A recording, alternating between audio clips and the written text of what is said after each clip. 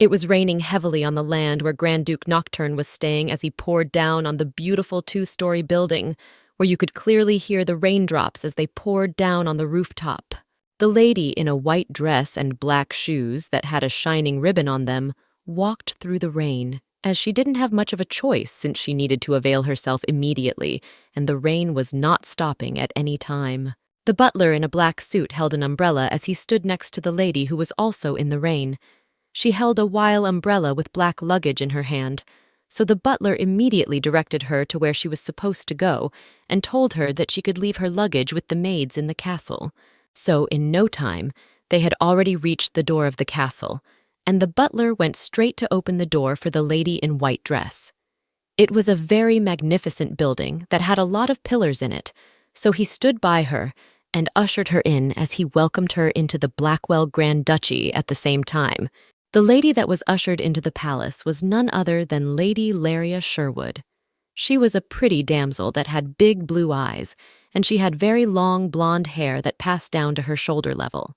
So she dressed in her white royal attire, with a diamond ribbon placed around her neck that glittered. So the butler walked in front of Lady Laria in the main hall of the Grand Ducal estate, where nothing could be heard other than the pattering of the rain.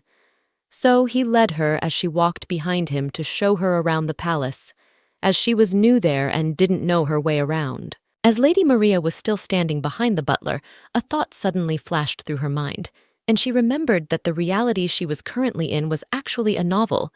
So she stopped and she stared around. A man dressed in a royal robe held his sword in one hand, and his other hand was held by a lady who was crying as she clung to him tightly.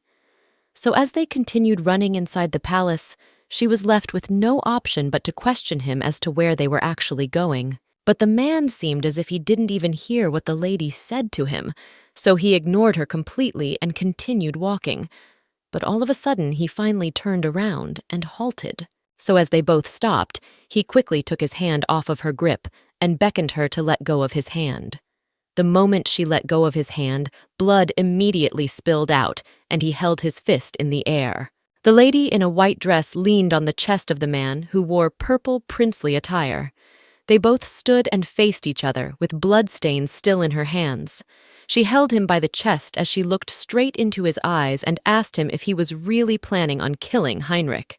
Within a short period of time, he dropped off his blood-stained sword, stepped closely towards the lady in a white dress, and moved as if he were actually going to hurt her. He then told her that he was actually going to kill Heinrich, as he had asked earlier, because he couldn't stand the fact that Heinrich was actually her close friend, and it drives him insane. As he couldn't take it any longer, he stood as the lightning struck behind him. With tears running down his cheek, he was filled with a lot of pain and rage in his eyes. So he said to her that instead of him losing her to that bastard called Heinrich, he would prefer if everyone died by the hand of his sword. Lady Laria was actually so lost in her thoughts and imagined all this in her that she didn't realize the moment they had reached the door of the room the butler took her to. So she stood and smiled with her big blue eyes the moment she heard her name being called. So she laughed and stared at him as if she were actually paying attention to what he was actually showing her. But since the butler didn't quite know what was happening with her, he pointed out his hand to the door and told her that this was actually the reception room where the Grand Duke was lodged. With no waste of time, the butler, who had a mustache that almost covered his nose, stood and turned to Lady Laria as they were both still at the door. He asked if she was ready to go see the Duke, but Lady Laria wasn't quite sure if she was ready or not, so she stood facing him and didn't say anything. But as Lady Laria Sherwood stood there with her big blue eyes and long blonde hair that had a flower ribbon tied behind it, she still wasn't sure if she was actually ready to go see the Duke.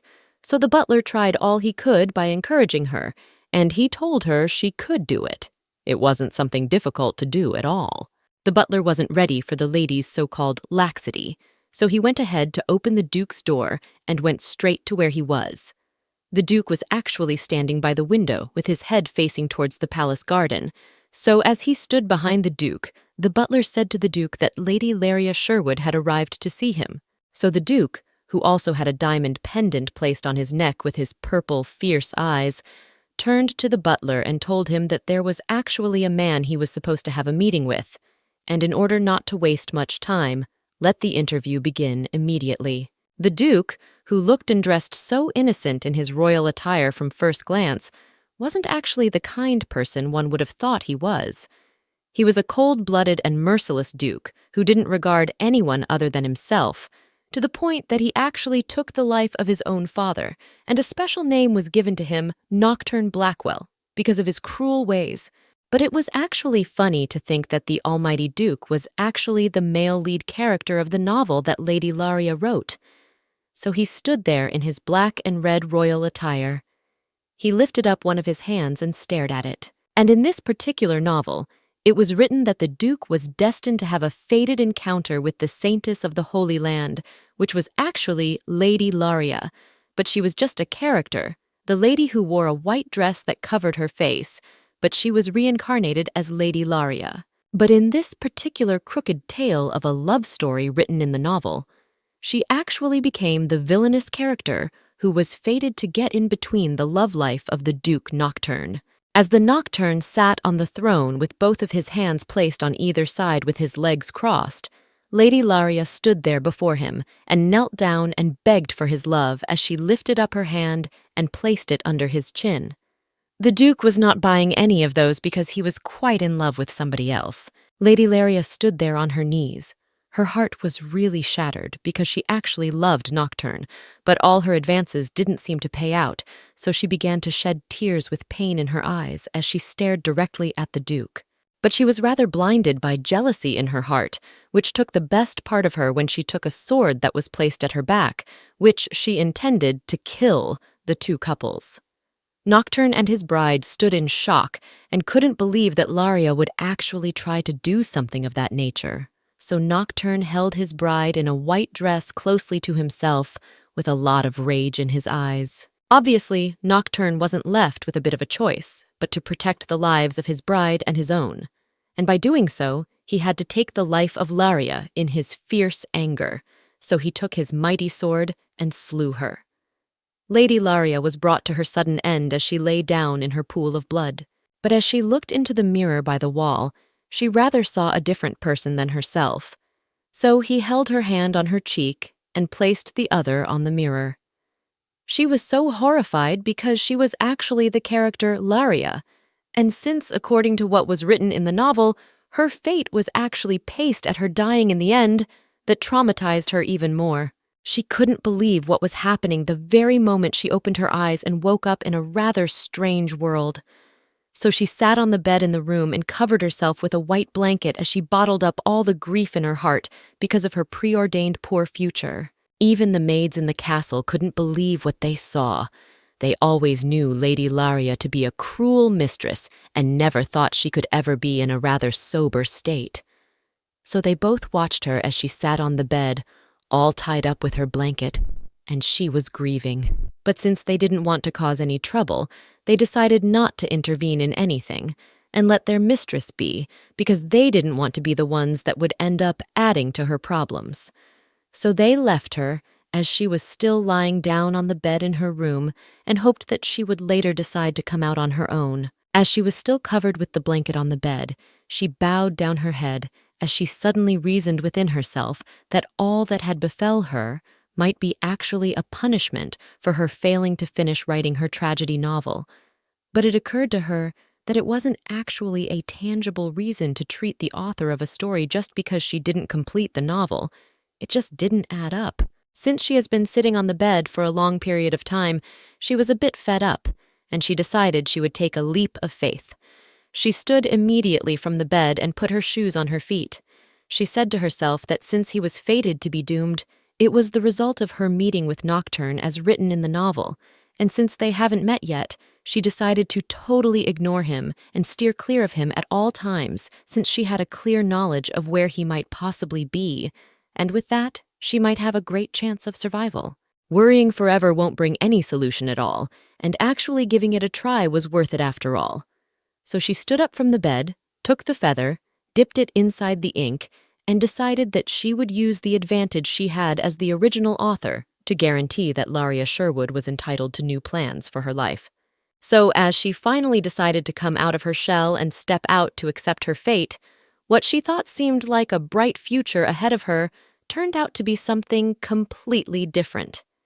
It all happened the moment one morning she proceeded to the door and held the handle to go out that she realized there was a small crack in her plan. The lady walked straight into the dining room in the palace and pushed the door wide open as she stood by the door with her long blonde hair that was tied with a pink ribbon.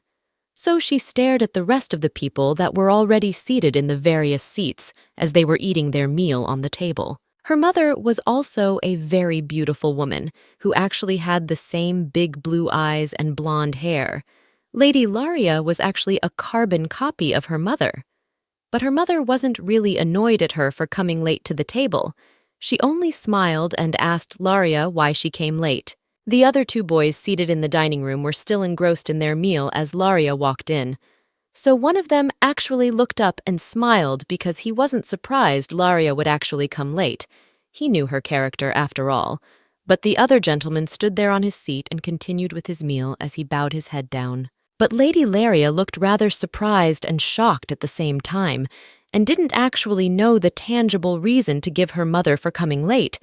So she stood there with her mouth open, and she pondered within herself whether she could actually come up with something reasonable to give as an excuse. Without wasting time, Laria prostrated to greet her mother by holding her pink dress, bowed a little, and said to her mother that she was sorry for coming late. But her mother wasn't buying at all, so she turned her face away from Laria. She rather thought it was shameless of her to greet her good morning so casually prior to the fact that she was late and made them wait for her before taking their breakfast. But Laria felt a bit ashamed as she heard all that her mother said to her, so she bowed down her head with her blonde hair, and a little tear came down from her eyes because she actually did anything wrong that was worth that level of ridicule. So she stood there, and she was not happy at all. Her mother didn't care at all.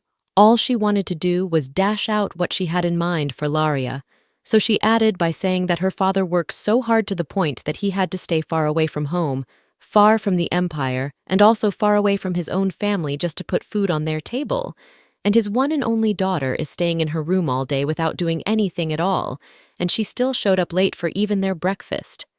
So she smiled and said to Laria, "Didn't she find all she did rather embarrassing?" Laria still stood there as she heard all that her mother had said to her, but she didn't move at all. She stood where she was across the long dining table that had several dishes placed on it. Her mother then ordered her to stop all the dallying. She should hurry up and get seated. But Laria wasn't surprised that all that happened that way, even the nagging by her mother when she came to take her breakfast, because she clearly knew it was going to happen as written in the novel. So she quietly walked towards the designated seat where her plate of food awaited her. It seemed a bit odd that her so-called siblings that sat at the dining table didn't even try to side her at all when she was being scolded by her mother. They rather stood there as if nothing was actually happening. One of them was busying himself with his food, while the other one was actually at her. But she didn't let any of those weigh her down. She was determined to eat her breakfast in peace. So Laria went ahead to sit down and immediately took her first bite with her fork from the food that was kept for her on the table. As they were all seated on the table and Laria went ahead to start eating her meal, the taste of her first bite wasn't quite as she expected it to be, so she had to spit it out on a piece of cloth that was placed in her mouth. But what she didn't really understand was how the rest of her family were actually enjoying their meal, and hers didn't taste. She immediately suspected her younger brother of having put salt in her food, as he was laughing hard the moment he saw her spitting out the food. So she held the piece of cloth in her hand and placed it on her mouth so that she could wipe away the irritating taste of the food. But Laria wasn't really surprised after all, because it was just like other usual occurrences that happened to her day in and day out. Some were the crude teasing and jokes her young brother frequently does to her. As she couldn't take it anymore, she had to call the attention of one of the maids in the castle. While one of her siblings still stood there with 2 cutlery in his hands and his head facing the table, he continued with his own meal. So Laria turned to the maid that stood by her side and asked her if she could have the same dish that her family members were eating. But the maid was a little bit thrilled as to how Lady Laria would ask her such a question. The maid immediately wanted to point out to Lady Laria that the meal she had tasted was the same meal that her family members were eating, but Lady Laria wasn't ready to hear that, so the maid hurriedly went and brought her a different meal, galette, and placed it in front of her on the table. Lady Laria, with her big blue eyes and long blonde hair, turned to the maid to thank her for actually saving her from starving that early morning. But it all seemed as if the maid still had something in mind that she wanted to tell as she was still standing next to her. Immediately, the maid saw that Lady Laria was about to get on and start eating her meal. She was looking a bit nervous because of what she was indeed telling her. So she stared at her with brown eyes widely open and went ahead to tell her that she must only eat a small portion of the food because she was scared Her Majesty would complain again about the food. But Lady Laria smiled as she placed one of her cutlery pieces on the plate of food that was before her. So she asked her if the reason she was worried was because she saw her sneezing earlier on after she tasted the food brought to her before this one. And so she said to the maid that she really appreciated her concerns but shouldn't worry, nothing bad will happen this time around. The lady with long blonde hair stood and began to think about what the maid was actually trying to point out, which was actually kind of true. So she placed the fork in her mouth and pondered how it had been a while since she had had galette. But it was actually a dish she enjoyed in her previous life, although it wasn't quite easy to prepare since you would have to clean up after cooking because of the hassle that was littered on the floor that came from the buckwheat flour. Laria's younger brother was still laughing at her as he sat close to his mother because of the incident that happened earlier on, and so did her mother. But she only smiled and stared at her, hoping all was well. But Laria's mother looked a bit worried, since the look on Laria was a bit serious all of a sudden, and so her mother noticed immediately. So she quickly asked her if she was actually all right or if something was bothering her. It all seemed a bit strange to Laria that her mother would ask her such a question, since it was clearly obvious that the platter of food served to her didn't taste great, and they could all clearly see that she didn't like it. So she placed her hand on her cheek and wondered why her mother would be asking her if something happened to her face. It didn't add up at all. But it was rather weird that Laria left out the part where, in the novel, she wrote that the character Laria actually had an allergic reaction to buckwheat. She totally didn't write anything about Laria having any allergic reaction. It wasn't her fault that she went ahead to eat the meal because she didn't know of its repercussions, and that she wasn't reading a novel. She was actually living a life in it, so she opened her mouth in shock when she came to the realization of the sudden state of Laria. Her mother didn't waste time going to the doctor because she was so concerned about the health of her daughter. So the doctor went ahead to administer the treatment to Laria and said to her mother that they were actually lucky that they alerted him in time as the symptoms of the rash appeared, and he was able to treat it quickly. He also added by recommending to her that she would need to rest well for a while. But her mother folded her two hands and was quite furious as to why Laria did what she did, because she clearly knew she had an allergic reaction to buckwheat, but she still went ahead to eat it. As they were still in the Laria room, her younger brother, who walked beside her bed and had been laughing at her all this while, pointed out to everyone that she must have tried to prove herself after all the teasing he did to her. So as the doctor was about to leave, he urged Laria to take good care of herself and be mindful of what she ate since she had an allergic reaction. Laria stood on her bed in her room, and she was a bit puzzled by what was actually going on. So she held her cheek with her hand and began to reason about how the character had an allergic reaction to buckwheat, because she never wrote that in her story. So her maid stood by her as she was still seated on the bed and told her that it was actually the main reason why she didn't serve her any galette at first, because it contained a huge amount of buckwheat in it, and she was really concerned about the well-being of Her Majesty. That was why she hesitated at first. But Laria turned to the maid with her hand still on her cheek, and she was surprised because she actually realized the reason why the maid didn't want her to eat the meal in the beginning. The maid continued talking to Laria, and she was a little bit pissed because she actually cared about her. So she reminded her of the period when she went through a hard time when she was younger because of this particular allergic reaction. but it has disappeared ever since she stopped eating anything related to buckwheat. So she asked her what was exactly on her mind when she asked for this particular meal. So the maid held her hand and bowed her head, and she was a bit sad because she clearly knew that Her Highness Laria's mother was going to scold her for actually serving the galat meal to Laria, since she clearly knew the aftermath of giving Laria anything that contained buckwheat. So Laria went ahead to apologize to the maid since it was clearly her fault after all. But immediately after she finished apologizing to the maid, she rather had a change in mood all of a sudden and told the maid that she should be rather more mindful next time so as not to make the same mistake. So as she sat on her bed with her long blonde hair, her 2 legs were wrapped around with a white blanket. Laria stayed there for a couple of minutes to think about what had just happened because she couldn't comprehend everything at all. As Laria was no longer comfortable sitting on the bed to think through, she finally decided to stand up and walk to the window side so as to get fresh air, and probably that will widen her thoughts. So, with her long pink gown that had white ends, she walked towards the window. It quickly came to her that in the novel she had written, after the character Laria tormented the female lead character, she proceeded cheerfully to the Sherwood Estate rose garden, which had a lot of red roses growing there.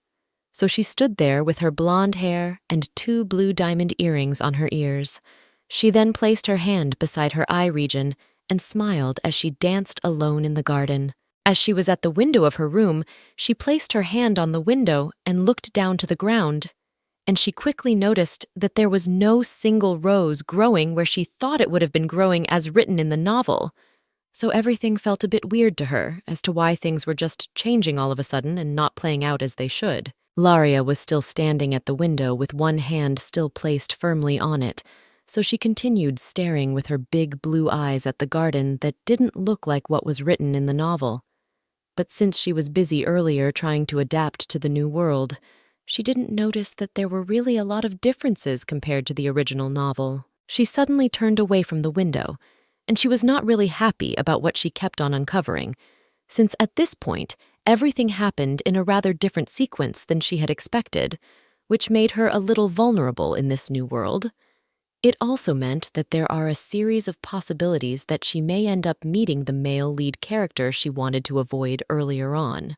But as she stood there, it finally occurred to her that her sudden end might be even closer than she had imagined.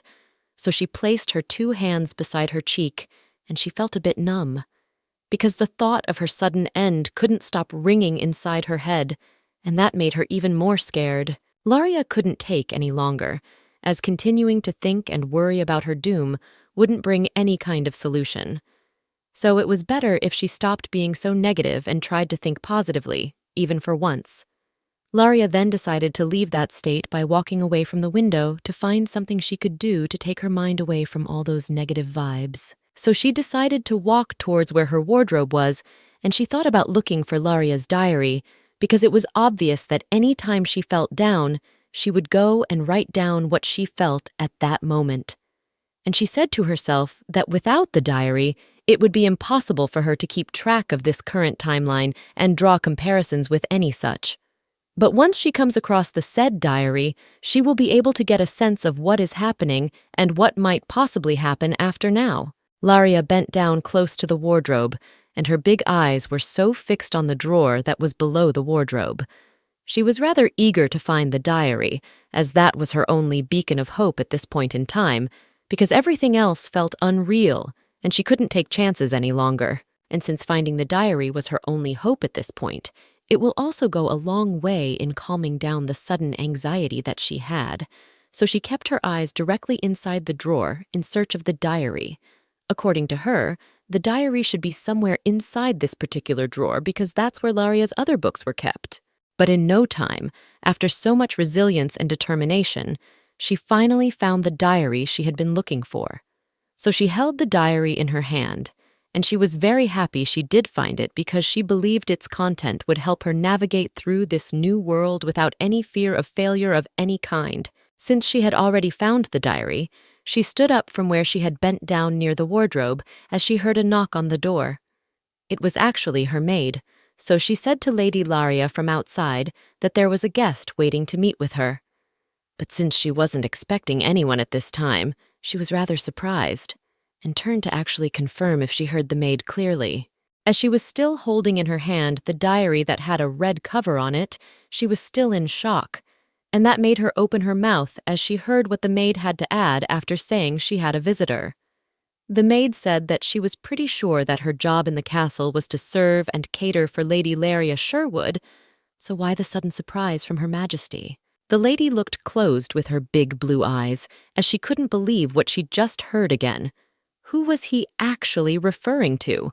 So she asked the maid who she was actually referring to, and the maid went ahead to tell her that it was rather obvious that she was talking about the Grand Duke Blackwell. But Lady Laria wasn't taking it anymore, as it was just too unrealistic for her to believe what the maid revealed to her. So she wasted no time and went straight to open the diary on the table. Maybe it had more concrete detail that she could easily rely on, because she was pretty sure that the character Laria wasn't supposed to meet with Nocturne anytime soon, as she had written in the novel. So she flipped through the pages of the diary with her fingers carefully in order not to miss out on anything. Even the smallest detail was very important to her at this point in time. Laria placed the diary wide open on the table for a clearer view and easier reading. So she leaned with her two hands on the table, with her long blonde hair that spread down to her waist region, and went straight to unveil the contents of the diary. She was still seated near the table, with the diary still in front of her. She went ahead to start reading the same diary she had found earlier. It still felt unreal to her because of the chances of her escaping the torture of living in a house where no one actually understands her or acts like they do care about her. The diary says that her father, who always uses his work as an excuse not to spend quality time with his father was not always around because of the nature of his work.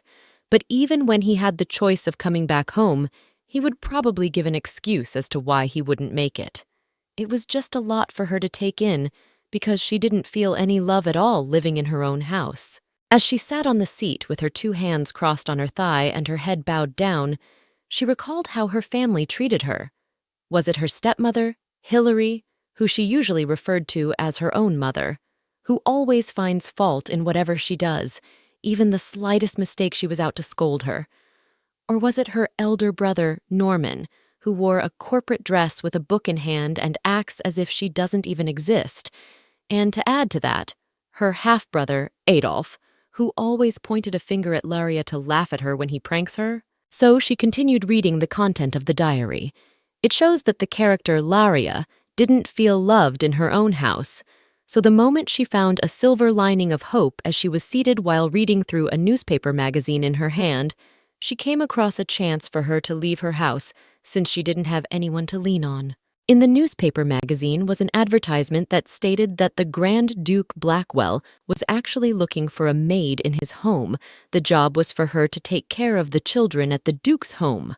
So she lifted up the newspaper magazine in the air, smiled, and said to herself that if only she could get a glimpse of the Grand Duke, she would finally have the perfect chance to leave her dreadful house. As she was still reading through the diary, she could picture how Laria was writing all these thoughts in her diary with a piece of quill in her hand. Although Laria had never taken care of a child before, she was rather ready to give it a try and find a way to work it out by any means. Laria added by saying, according to what was written in her diary, that she would hurry up and prepare a written resume and secretly have it delivered to the Grand Duke's house without anyone knowing it was actually from her. And if she could actually successfully carry that out, she prayed that she might find favor in Duke's sight so that he could save her from her life of despair. But as she stood with her long blonde hair and the diary in her hand, she couldn't possibly believe what she had just finished reading. There was no way she would have written all those in the novel. They didn't add up at all. So she held the diary closely to her face, with both of her big blue eyes widely fixed on it. She stared at the content of the diary, and she didn't know how to comprehend everything because it was an entirely different story from what she had written in the novel. As she was still in her room reading through the diary, she suddenly heard a knock on the door, so she turned and wondered who was actually trying to disturb her at this time of the day. But it was actually her maid who called her from outside the room and said she wanted to start helping her prepare for the outing she had. She went ahead to usher the maid into the room as she had requested, so the maid went straight to start applying the makeup to her face with a piece of white cotton cloth.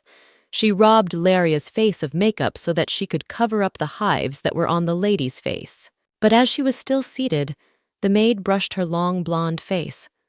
A thought suddenly came to her about the diary she had read. It was actually the moment Laria wanted to send back the carriage that was sent to her by the Grand Duke Blackwell's family. But if she went ahead to do that, her problems at that time would have gone bigger because she would be left with no choice but to meet with Nocturne. So she looked at the large mirror that was placed in her room so that she could check the makeup that had been done on her face. She was a bit lost in her thought as the content of the diary kept on ringing in her head. It was the part where Laria decided that she would rather just fail the interview and not get the job at the Duke's house and go ahead and face her problems at home. It was quite better that way. But as she was still in her room getting ready to go and meet the guest that had already been waiting for her, her family members had already welcomed the young man who wore a red princely garment, and they kept him entertained as they all laughed together. And immediately when her stepmother saw her coming from afar, she stood up from where she was seated and walked towards where Laria was standing. But her older brother Norman stood there on his seat with his legs crossed and didn't say anything, as he has always done. Lady Laria stood and held her two hands together. She was a bit shy all of a sudden because she wasn't sure of what she would encounter during the course of her meeting the young man in red. Lady Laria stood with her beautiful blue gown, which was styled by her maid and had two long braided ropes that went down from her waist level to her knee level.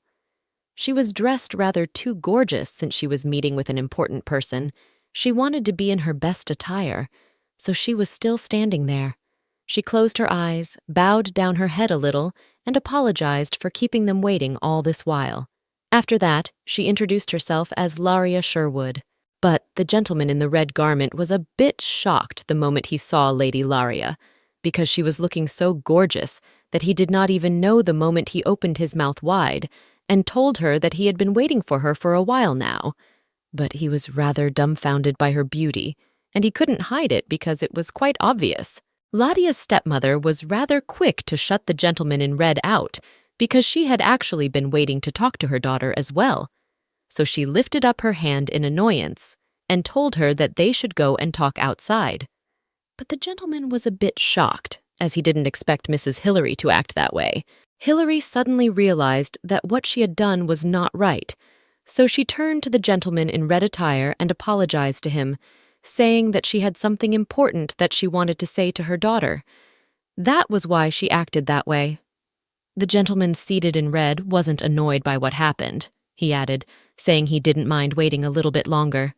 But Mrs. Hillary's son just stood there at her back and didn't say anything. He wasn't a man of many words. The guest in red attire was seated on the chair as he was waiting to meet with Lady Laria, so he placed his two hands on his thigh and looked around, and he felt a bit weird because he didn't want to interfere with the family dispute that was going on. So her stepmother ushered her out of the room because she wanted to ask something very important, so her elder brother accompanied them outside and stood behind his mother. As the two were facing Laria, she was a bit scared because she knew what she had done because the carriage from the Grand Duke had already arrived, and it clearly pointed out that she had a hidden agenda. Her stepmother went ahead to question her and ask her if she was really going to be interviewed as a maid. Since she was already caught red-handed, there was nothing left for her to say in order to prove that she was innocent at some point. So Laria bowed down to her in shame and closed her eyes, as she had a clue before that her being caught might actually happen. As the two stood before Laria, who was wearing a pink and black ribbon tied to her hair, her stepmother pointed a finger towards her. She was actually scolding her as usual and didn't wait for Laria to give her a tangible reason for what had transpired. But Laria actually didn't know how she would start explaining everything to her stepmother. Laria summoned courage, and she went straight to disagree with her stepmother by saying she wasn't wrong at any point, so there was no need for her to be cautious of what might happen afterwards. She told her stepmother that it was just her usual way of worrying too much and nothing else. But her stepmother didn't take what she said as a tangible excuse to give, as she expected nothing but. So she stared at Laria angrily and told her that, as the only daughter of her father, she should be dedicated to the house and serving food, among other chores. So her stepmother stood and continued yelling at Laria because she wasn't impressed at all by her daughter's behavior. Her elder brother also stood in front of Laria and wanted to put in his own opinion about the issue, when Laria suddenly answered and said that they shouldn't fault her like that because she was actually working towards improving herself more. But her elder brother couldn't take it anymore, as he had always wanted to say something on the matter. So he folded his hands and angrily said to Laria that at least, even if she was going to take such a decision, she should have discussed it with the whole family instead of hastily going to do what was on her mind. But Laria responded by saying it was not like they even genuinely cared about her. They were rather being overly protective. So Laria went ahead to pull the sleeve of her beautiful dress to show her elder the effects of the allergic reaction she had earlier on. And even when she had eaten the food that contained a little amount of buckwheat, she didn't seem to care if she was all right or not. He rather just turned away his face and continued eating his own meal, as she was still holding her arm out with the rashes that formed on her arm because of the allergic reaction caused by the galette she had eaten. Laria smiled and said to her elder brother that even after he had seen the state of her skin, was he even ready to help her out? But Norman, Laria's elder brother, didn't seem to be bothered by the rash that appeared on his sister's arm. At this point, one will be thinking that he kind of hated his younger sister. So, as the lady with long blonde hair was still holding her affected arm with both eyes closed because she couldn't believe that her brother would have reacted that way, her brother added by saying that even with what happened to her, it still wasn't her right to take the kind of decision she took.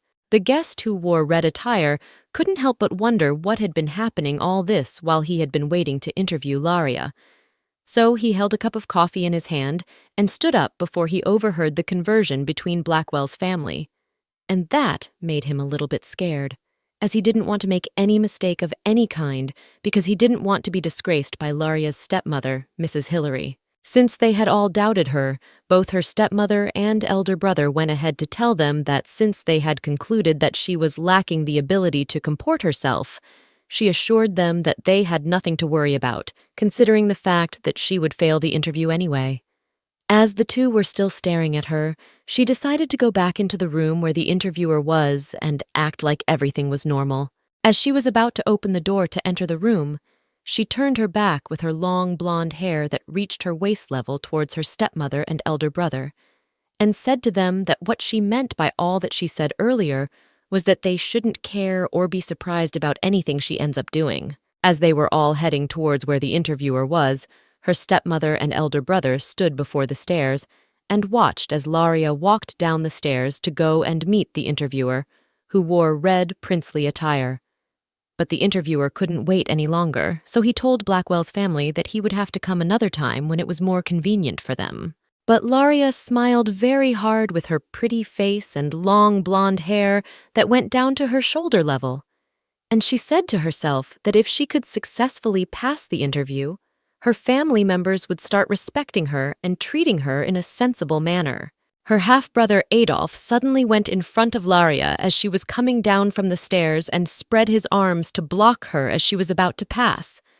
And he also tried to make her fall, as he was not able to stop her from walking from the room. But Adolf didn't seem to have understood what was going on with Laria, so he called her Pumpkin, the name he usually uses when he wants to tease her, and asked her if she was actually leaving the house as she walked past him, or if she was annoyed that he tripped her as she was walking down the stairs. Laria wasn't quite ready for any drama between her and her half-brother, so she ignored him completely and went straight to where the interviewer, who wore a red dress, was and stood beside him.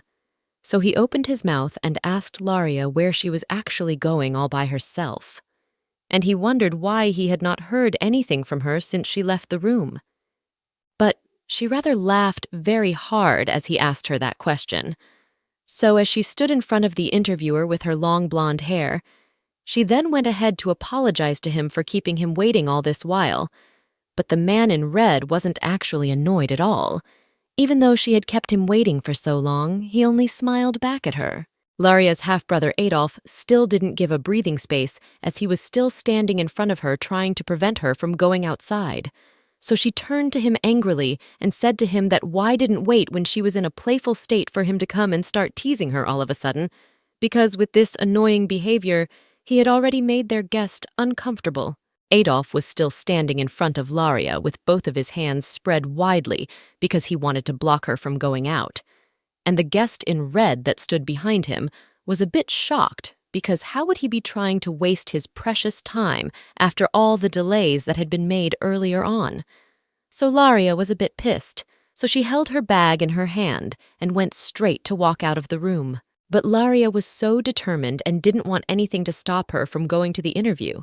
So she walked past and ignored Adolf without being bothered by what he was saying. So Adolf stood there and turned in surprise that his half-sister could be bold enough to have pushed him and passed. They all stood in shock as they watched as she boldly walked out of the house. Laria's stepmother placed her hand on her mouth and couldn't say anything because she always saw her daughter as a shy person and didn't expect her to be bold enough to walk out on them. In no time, she had already entered the Grand Duke's mansion, and as she entered the room, she was ushered to where he was seated. So Laria went ahead to hand over her resume to him, so the Grand Duke crossed his legs as he held the resume in one of his hands while sitting on a red couch and going through the information written in the resume. So as they were both seated together in his office with cups of coffee placed in front of either of them, he went ahead to ask her to confirm if her name was actually Laria Sherwood. So she responded by saying yes, that was her name, and she also added by saying that she is 19 years of age, the second child in her family, and also the oldest daughter. The Grand Duke, who wore his princely garment, held his own cup of coffee and was drinking as he applauded Laria for coming all the way to his mansion, because she rather came from a far distance, all in the name of searching for a job in his mansion. She was indeed determined on passing the interview and getting the job, but Laria placed her hand on her chin and laughed after hearing what the Duke had to say, and said to herself that it was rather funny to her if anyone was given such an invitation to be interviewed by the Duke, and the person would reject such an offer. So she replied to the Duke by saying he shouldn't bother himself by worrying her because he sent a quite nice carriage to convey her here, so that made it possible for her to have a comfortable ride.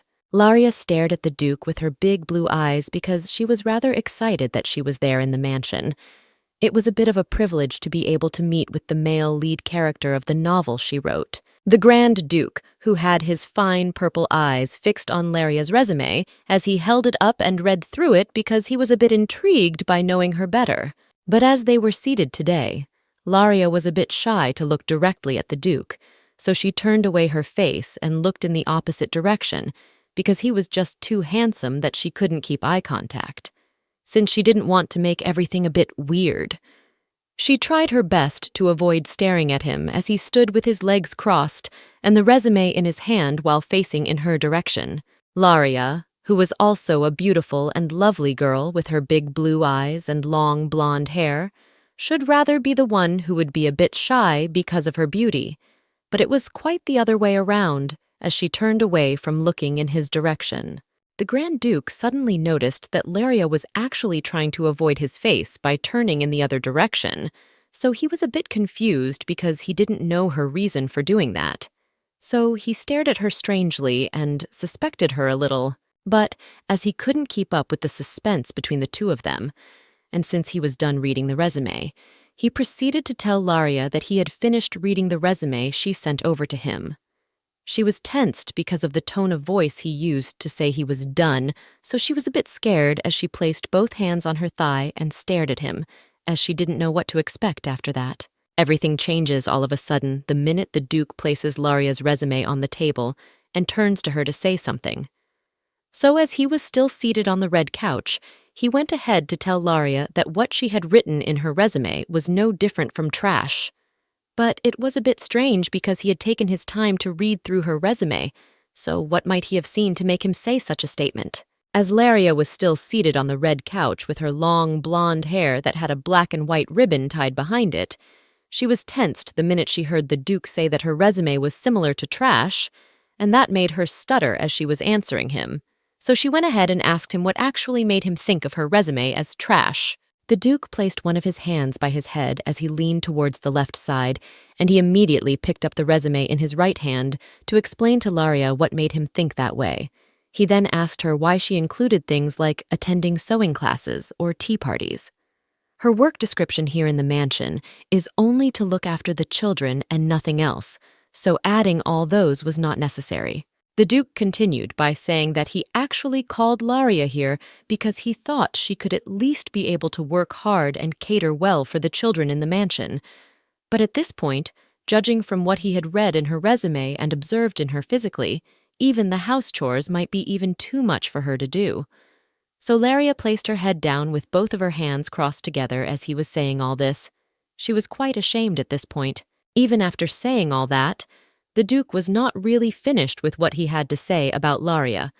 So he added by saying that rather than her comforting a child when he or she is crying, she should likely be the one crying instead. The Duke was rather harsh with his words towards Laria, and that made her less confident about herself, so she kept her head down as she was seated on the couch and couldn't even look up. As Laria was still seated, she suddenly had a flashback to when she worked as a preschool teacher.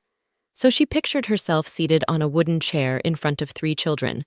She raised her hands in the air as she was teaching the children that stood before her, because before she actually came to the Dukes in search of a job, she taught in a preschool and took care of over 10 children at once in a single classroom all by herself without any difficulty. The 2 Dukes' children, one a boy and the other a girl, were all dressed up in their royal apparel as they were all curious to meet their new nanny since their father was talking about employing a new one. Even though it was just 2 children that were in the Duke's palace, she couldn't still say out loud that she had experience taking care of little children, although the Duke had downgraded her by saying she wasn't quite fit for this particular job, so she stood and stared bashfully. She held her dress as she wasn't able to control herself, as it was too much for her to handle because she was actually very good at this particular job. But she didn't want to complicate things. If at the end she finally got the job, it would be a bit weird. So at this point, she had no choice but to act like someone who didn't know anything concerning taking care of little children.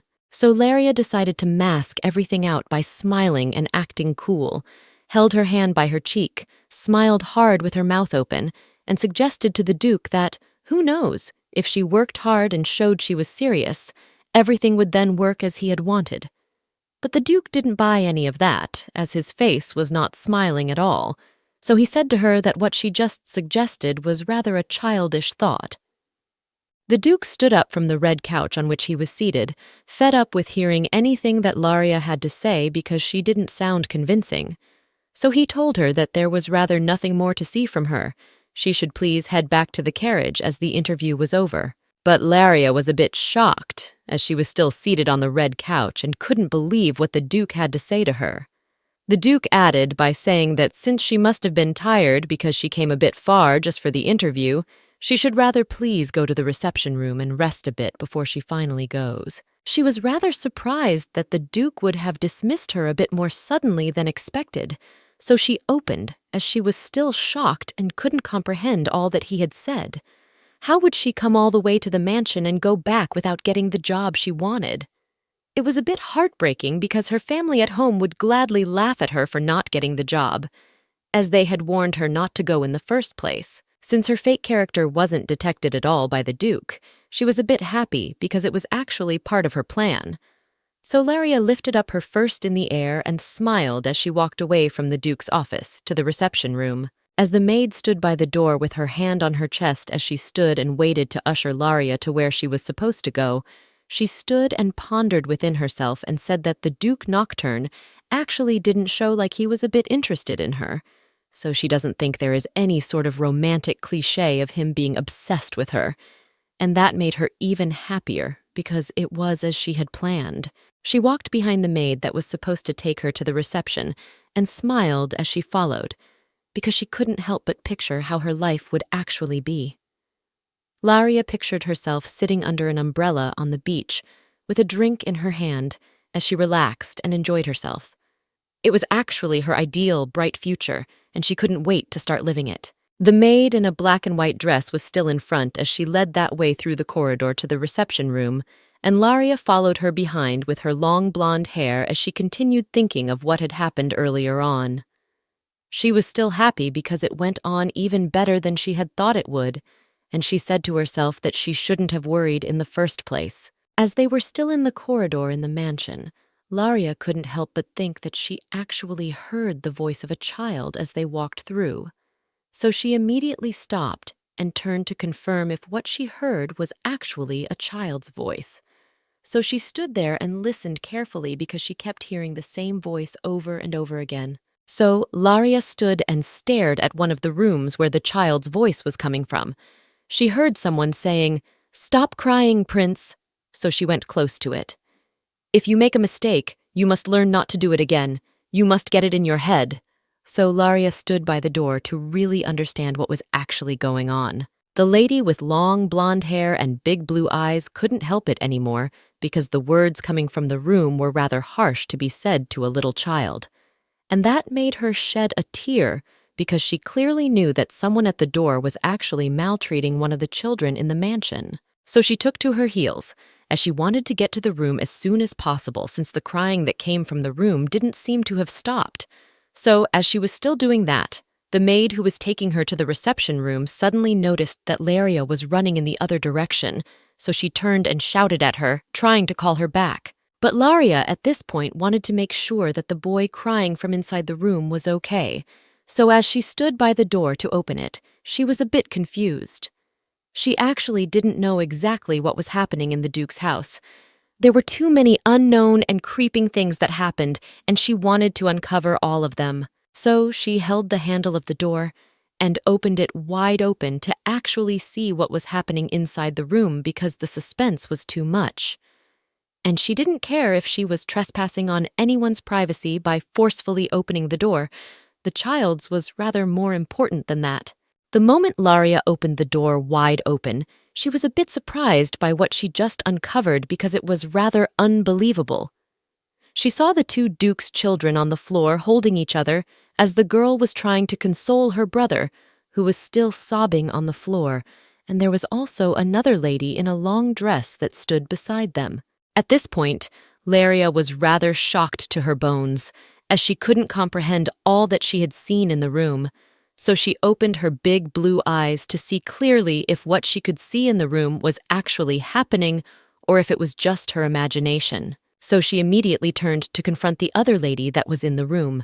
She held a long whip in her hand and was about to swing it in the little boy's direction when Laria asked her what she was actually doing. The lady was actually dressed like a maid because she wore a black skirt with a dark blue top that had buttons that ran from the top to the bottom of the shirt. But Laria couldn't take it anymore, as the lady that stood in the room didn't seem to have even noticed that she entered as she was still holding the whip in her hand, ready to continue beating the little child. So she went ahead to stay in front of the two children with her hands spread so as to prevent the lady from touching any of them. The lady in black rather laughed the moment she saw what Laria demonstrated, so she quickly asked her who she was to have had that audacity to barge into the room and even tried to stop her from scolding the children. Laria was so confident at this point with her big blues widely open that she was rather pissed that the lady would ask her something like that. So she looked straight into the lady's eye and told her that she was Laria Sherwood, and she came to the Duke's mansion to be interviewed for the job of the maid. But the other lady with dark hair was expecting that Laria would be someone of a reputable position to have stopped her in that matter, while she was just a mere lady looking for a job as a maid in the palace. So she gave her a staring look and responded to her with the whip in her hand by saying that she is just an outsider who doesn't even know anything about how the palace operates. So what really came over to block the teacher of the Grand Duchy? The lady in the black dress looked rather pissed because Laria wasn't even in a position to interfere with her job. So she held the whip in her right hand and faced Laria, ready to pour out her anger on her. But Laria immediately had to explain to her by pointing out her hand towards the two little children that were on the floor and saying that at this point, it didn't matter if she was an outsider or not. The children's safety was most important because they must be very terrified right now because of what had happened. The little boy held his right hand, which was really bleeding because of the whip that was used on him by the Grand Duchy's teacher. He was in severe pain that made him shed tears as he was on the ground. How could someone be so cruel like that? And at this point, it didn't matter what level of offense he might have committed. He didn't deserve this kind of punishment. So Laria bent down towards where the little child was sobbing, and she asked him if he was all right or not, because it all seemed as if he was really in so much pain. So the little boy turned to her while still holding his injured hand and said he was not all right at all because all his fingers were throbbing as a result of the pain inflicted by the whip. So Laria held the little boy's hand to examine it very well, as there were stains of blood on his finger, and it had already started swelling. Because from what she saw on the child's hand, it was rather too much pain for a little child, no matter the level of offense he had committed. So she asked the Grand Duchy's teacher whether the little boy was punished for spilling tea, or if there was more that she didn't know. As she couldn't take it anymore since the little boy was seriously bleeding and was going through a lot of pain, she carried the boy up, who still had hand stains of blood in his hand. So she lifted him with both hands and said to herself that before they could proceed with anything, the little boy had to receive treatment first. But it all seemed like the Grand Duchy's teacher didn't buy the idea of taking the little boy away. So she spread her hands and stood before Laria, trying to block them from entering the room. As the little boy was still in Laria's arm, the lady that stood in front of them asked her where she was actually taking the little boy. But how could someone be so heartless to the point that he or she didn't care if the little one was in so much pain or not? So as Laria still had the little boy in her arms, she responded to the Grand Duchy's teacher that she was obviously taking the little boy for treatment, since the boy was still crying because of the pain in his fingers. But the Grand Duchy's teacher had a rather hardened heart to the extent that she cared at all about the child's well-being, even though she was his assigned tutor in the palace. She actually bent on not allowing Laria to take away the boy just because of a minor injury.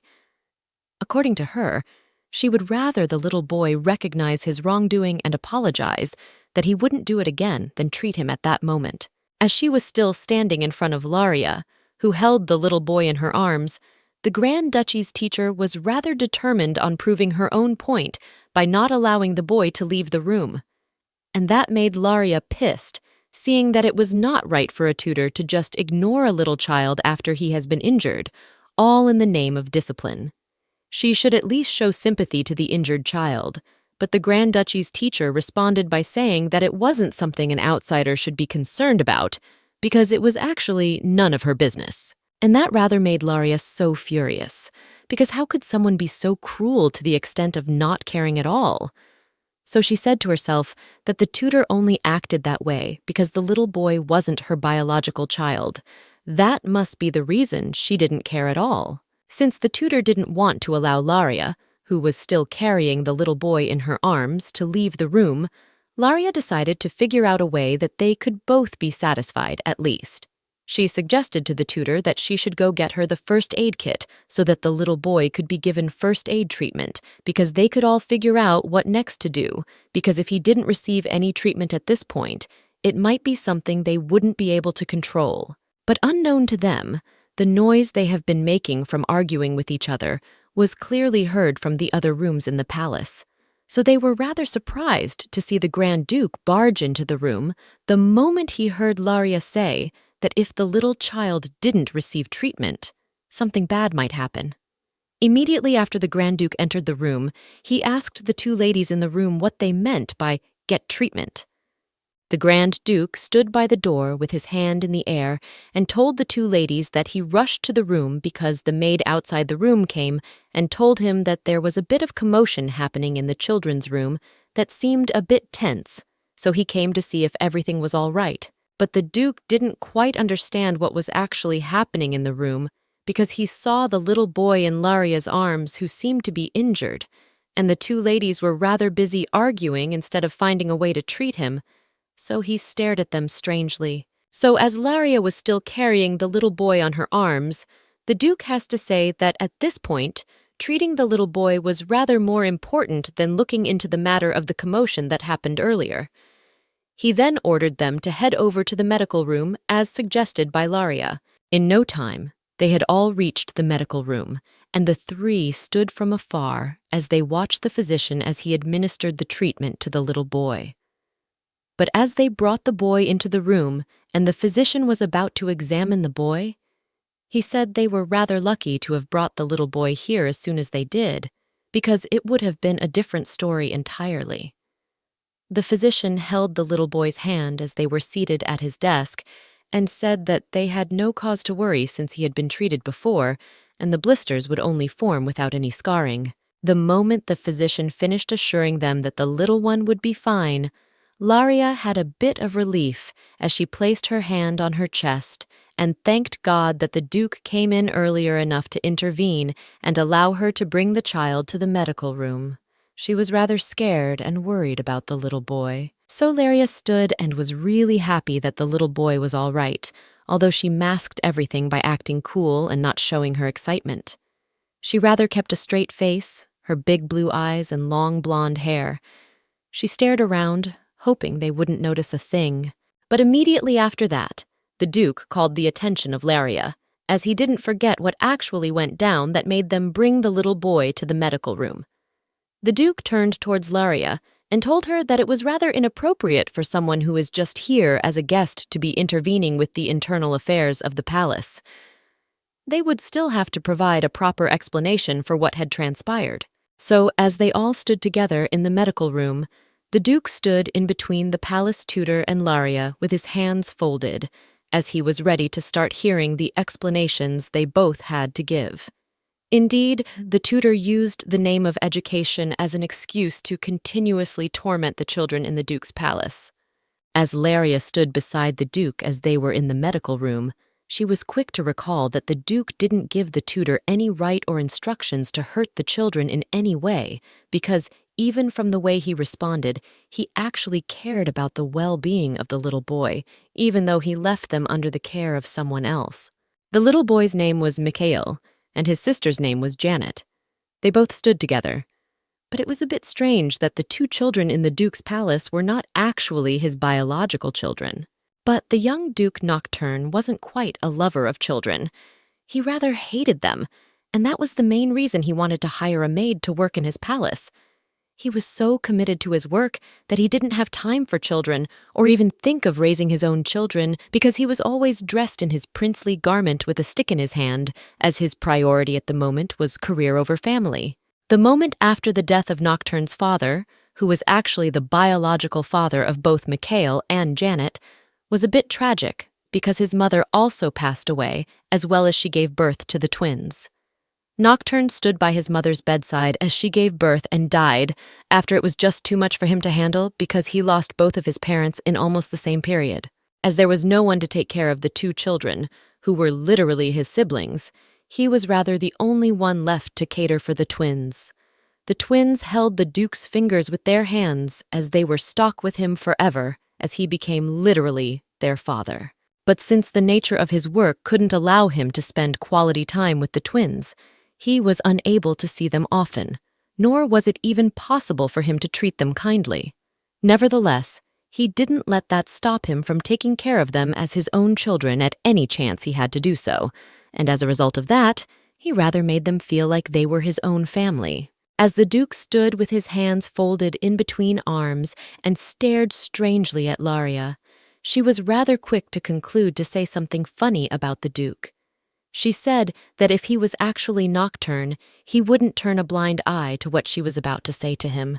He would somewhat believe it, but she was scared he wouldn't. Laria was not quite sure of how she would answer the Duke, as he was impatient and wanted to know what had transpired between her and the tutor that landed the little boy in the medical room. So she placed her hand on her chest and apologized to the Duke for the commotion she might have caused in the palace. But Laria also added by saying that the only reason she went into the room was because she overheard a child crying from inside. So, as the tutor was standing next to the Duke, she was a bit scared that Laria would mention the part where she actually saw her using a whip on the little children. As the Duke gave Laria a staring look, she was left with no choice but to say that she saw the tutor using a whip on the little boy, so she had to intervene by stopping her. But the tutor would rather find Laria funny, so she laughed at Laria the moment she accused her of using violence on the little child, and so she responded by saying she must have been raised as a spoiled brat, and she lacked the experience of taking care of children since she is also young. The tutor added by saying that she might just misunderstand this type of discipline as violence, because she clearly wasn't skilled enough. As the tutor was still confidently claiming that she was only teaching an appropriate lesson to the little boy, and not as Laria had perceived it, Laria suddenly turned in her direction, and she was shocked at how a person would be so corny to the point of making it look as if she were the clueless and unaware person who didn't know anything about harsh reality. So the tutor added by explaining to the Duke that the method she was using had a rather immediate effect. Although it hurts a bit, it was rather more efficient, and the children would definitely want to run away from the situation because of the pain. But it was worth it anyway. At this point, it all seemed as if the Duke believed what the tutor had been saying because they were all facing her and stared at her suspiciously as if she were the one at fault. And Laria said to herself that since she didn't write anything about child education in her novel, it might just be how this new world probably perceived things, and it didn't bother them at all. The tutor also said that if a child goes through horrendous punishment and it continues to happen repeatedly, the child won't be able to realize what he did wrong. The child will rather find ways of escaping, but what she believes was right was just a hit or two at the moment, which will be effective as the discipline will grow gradually as time goes on. But Laria turned to the tutor with her hands in the air and said that definitely, after all is done, in the end, those experiences will rather be bad influences on the children's emotions. The Duke placed his hand under his chin as he reasoned what the two ladies had said, and it all points out that what the tutor said was rather more convincing than Laria's own side of the story. So Laria stood directly in front of the Duke and prayed that he might be by her side and understand everything she had explained. Laria was a bit shocked to hear the Duke say that it was rather hard for him to agree with everything she had to say about everything, and that suddenly changed Laria's facial expression, because she wasn't really expecting that kind of reply from the Duke. So she stared at him with her big blue eyes to see if maybe he was just messing with her. But he was rather serious because he added by saying that Molly was an outstanding tutor, and judging from her career background, she has raised many exceptional children of nobility, and there is no one who could question her professionalism. So the tutor held her two hands and smiled mischievously as the Duke applauded her for her reputable career background. The Grand Duke stood with his hand folded as he tried to find out the truth between both the tutor, Molly, and Laria, who stood in front of him with her long blonde hair. The Grand Duke quickly pointed out to Laria that he could now clearly see where her concern and worries about the little child were coming from. But with the knowledge and trust that he had in the tutor who stood beside him, he wouldn't ever doubt Molly's judgment and wouldn't believe that with the level of expertise that she had, she couldn't make such a novice mistake. The Duke then stood with his well-trimmed hair and princely garment that had a blue diamond around his neck region and stared at Laria while he added by saying to her that, frankly speaking, he didn't see anything wrong in Molly's method of correcting the little child because from time to time, a child should be given light strikes in etiquette lessons so as to instill morals in the child. As the three were still discussing amongst themselves, they all suddenly turned when the medical personnel who treated the little child brought to their attention the present condition of the child. So as they all turned in his direction, he quickly apologized for interrupting their conversation, but it was a matter of urgency that they pay close attention to what he had to say. The physician held the little child in his arms as he conveyed the health condition of the little child. He added by saying that although the little child's injury wasn't that severe, he rather had scars from previous beatings on his body, which could only imply that the young lord had suffered maltreatment from whoever took care of him. With his large glasses on his face, The physician jokingly said that if he were going to be in the shoes of the child, he would have run away long ago since he fully knew that he was going to be punished this way. The little child held the physician closely to himself as he lay his body on his chest. The scars from the beatings could be clearly seen on the little child's hand. The physician then said to the Duke, "Don't you think this method of correction was rather merciless? Because the only offense the child committed was failing to hold a teacup properly and nothing more." Laria quickly went close to the physician to actually see the scars on his hand, and she was shocked because she hadn't noticed them earlier on. But as she continued staring at the little child with her long blonde hair, Molly, with her black and white long dress, quickly came and said that the only reason she beat the child was because he wanted to run away after being wrong. But the Grand Duke stood and stared at the little child with so much compassion, which he never showed, considering the fact that the child was technically his own.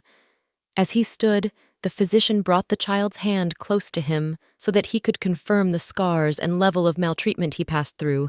And didn't His Highness find this to be a really serious issue? As the Duke stood and pondered what next to do, a scary image of his late father suddenly came to his head while he heard a voice saying that he must set aside any emotions that may cloud his judgment. He must rather live up to the Blackwell name.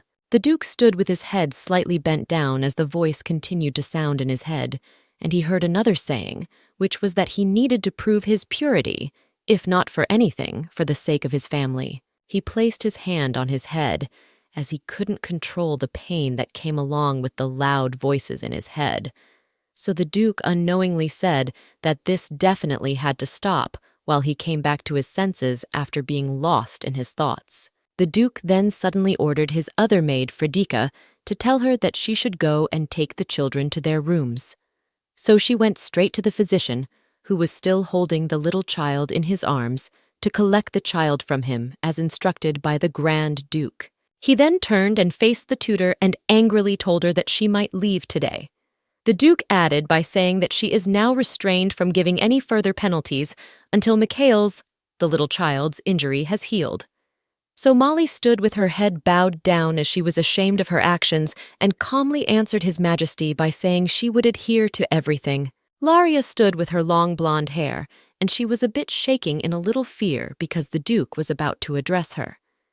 The Duke suddenly turned to Laria, whose mouth was now open, and stared around in fear. He told her that he wouldn't ask her to take responsibility for the commotion she caused earlier, because she was indeed looking out for Mikhail, and so she should quietly be on her way home.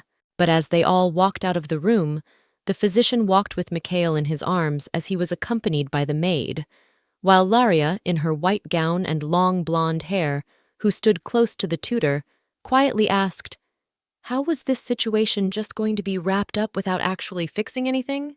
But as the two worked past each other, they suddenly bumped into one another as Molly smiled mischievously. The tutor, with her long black hair, quickly said to Lariat, "What would someone do to the stress of getting worked up over nothing?" She was rather snooping around where she was not needed. But Lariat didn't answer a word as she stood with her long blonde hair and wondered in shock. Lariat suddenly turned the moment she heard what the tutor had to say about her. So as she turned with her long blonde hair, Laria stared at her, wondering what would actually prompt her to say what she said earlier, considering the fact that the tutor was very wrong and Laria only wanted to help. Does this mean Molly now hates her? She stood and kept asking herself these questions. As the physician had now reached the children's room, he stood by the door with the little child on his arm. With his pair of glasses still placed on his eyes, he calmly said to Mikhail's sister that they can now go ahead and enter their various rooms, and as she kept staring at her brother that was on the physician's arm, he then quickly pointed out to her that her brother was actually traumatized by what happened earlier on. Mikhail was still on the physician's arm and overheard what they both spoke about. The little child with the bandage still placed on his arm, who was still in pain, tried to open his eyes as tears suddenly poured out. The physician then pointed out to the children that everyone else may think what he did might have been nosy, but he was just doing his job. Laria then stood as she was still in the Duke's mansion, and was about to leave when it suddenly occurred to her why she didn't hesitate to help Mikhail, who had been beaten by his tutor.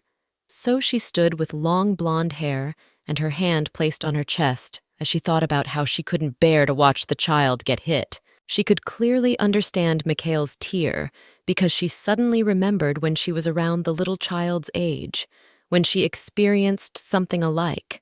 The man held a whip in his hand and stretched it behind his back as he was about to hit Laria. He said to her, why was she looking at him that way when she clearly knew she was wrong? And because of the strength he used while whipping her, scars could be clearly seen on Laria's legs. She then remembered when she was young and was living as Nam Ju-hyun, which was her name until she came into this new world. She recalled the nights when she lay in a room in pain and was not consoled because there weren't any adults around to help her out. She lay on the bed and cried bitterly, as Mikhail earlier did, because she was left with no option but to endure the pain. She went and suffered in silence. So she lay her head on the bed with tears running down her cheek as she sobbed, and her hand also had scars that came from the beating. Nam Ju-hyun, who is now Laria, stood up in her room and wondered why she actually had to live like this. As she stood, the scars from her hands down to her calf region could be clearly seen. It was rather too hard and painful for a little child to pass through all this, and so she said to herself that at this point she despised and hated the person who treated her that way. She then stood with her long blonde hair that had a purple ribbon attached to it. With her hand folded, she all of a sudden felt a bit guilty, with her eyes looking weary.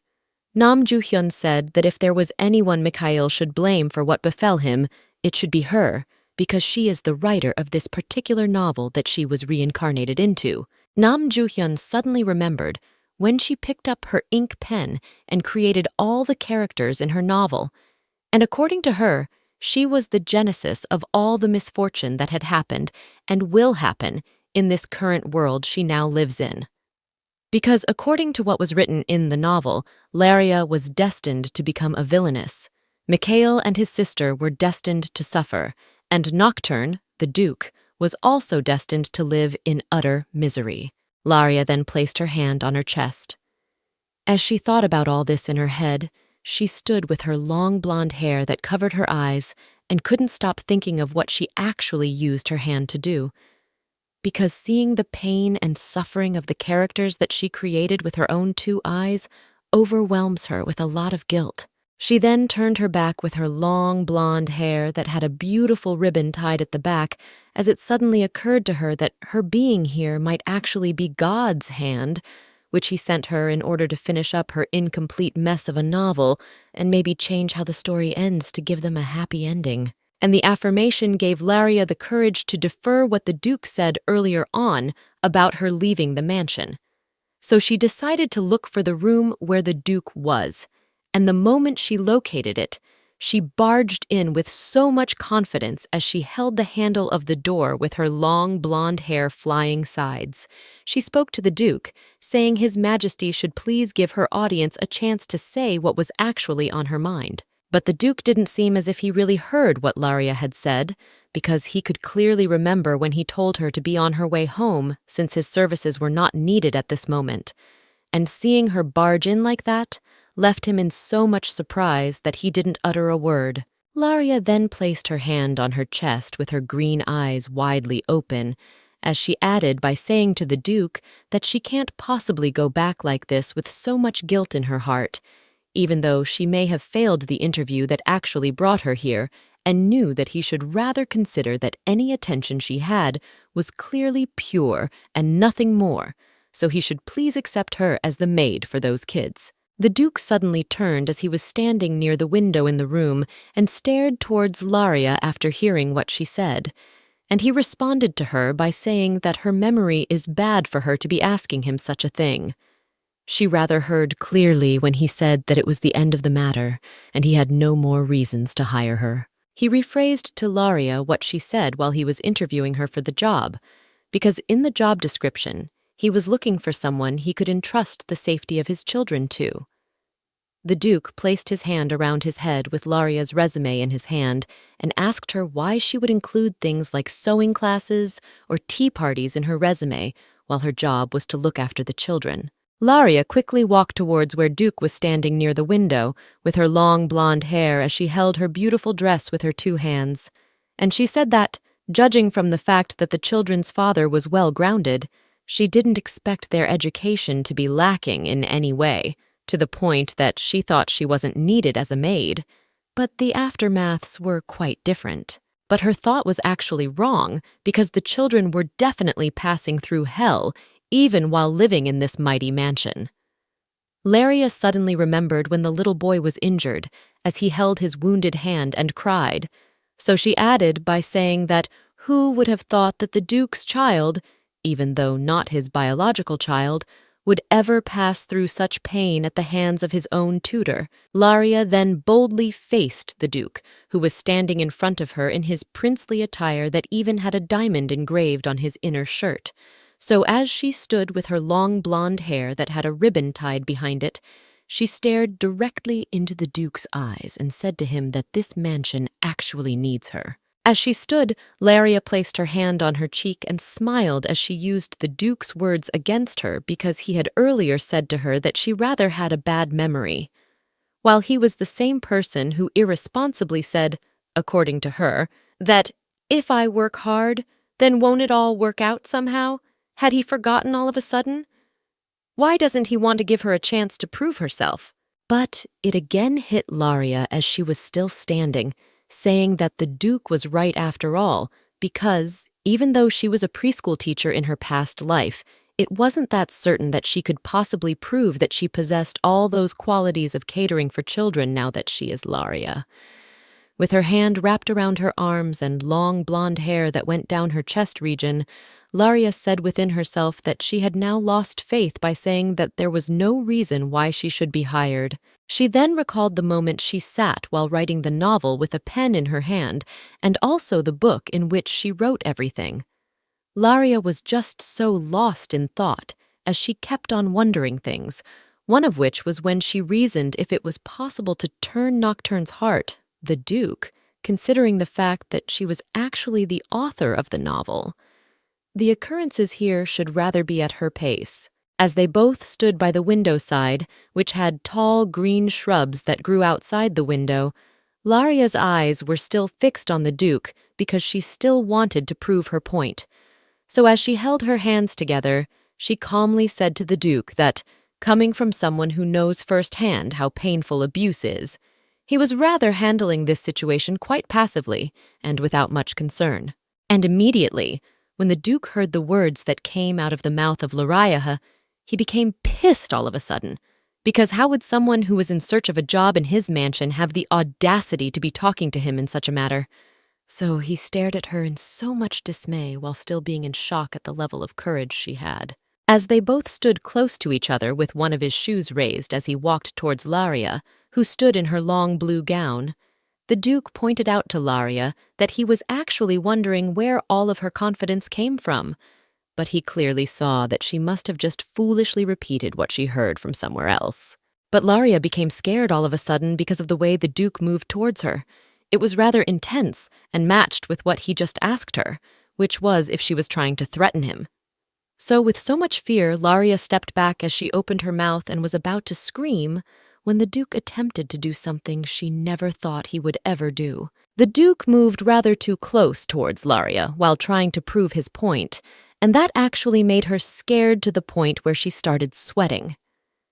The Duke then stood with his hand placed on the wall close to Laria as he cornered her, stared directly into her eyes, and gave her a stern warning because of how she arrogantly talked to him. He then added, "Why don't he just kill her right here and now?"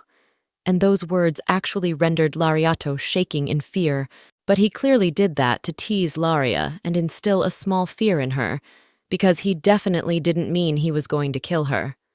So as he was staying facing her, as his shadow could be clearly seen on the wall, she stared back at him and said within herself that, as expected, she knew he would sensitively be talking about his past abuse and be on guard. But she could still turn everything around and convince him because she clearly had a lovable character and knew his flaws, considering the fact that she wrote the novel. Laria was a bit surprised that the Duke suddenly changed his mood in a twinkle of an eye after having threatened her earlier on. His hand was still placed on the wall, as his shadow also reflected on the wall while facing Laria. The Duke said to her that, judging by her response, what she said might actually be true. But Laria just stood in shock after hearing everything without saying anything. She stared back into his eyes. But the Duke wasn't bluffing, as Laria had thought that he might have been. He rather looked too serious as he stared at her. With his purple eyes and in his principal apparel that had a blue diamond placed on the tie region, he said to Laria that seeing that she remained expressionless when she saw the child's injury quickly showed him that it was rather something normal to her. As he kneeled down in a place that matched a prison cell, he held out his hand as his head was still bent down towards the ground, as it was written in the novel that he'd come to know the meaning of everything that happened. And in no time, these experiences will become the cause of his sudden lack of affection.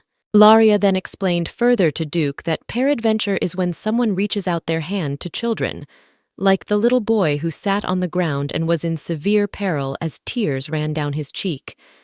If someone like him was given the chance to grow in an environment showered with love, they could overcome that hurdle and mature into an independent individual. As they were still standing by the wall of the gigantic room in the Duke's mansion, the Duke still had one of his hands placed on the wall and the other in his pocket as he stared at Laria, who was still explaining everything to him. She told him that everything she said earlier was from his own educational standpoint, and the main reason why the young lord and lady were in need of her to be their maid.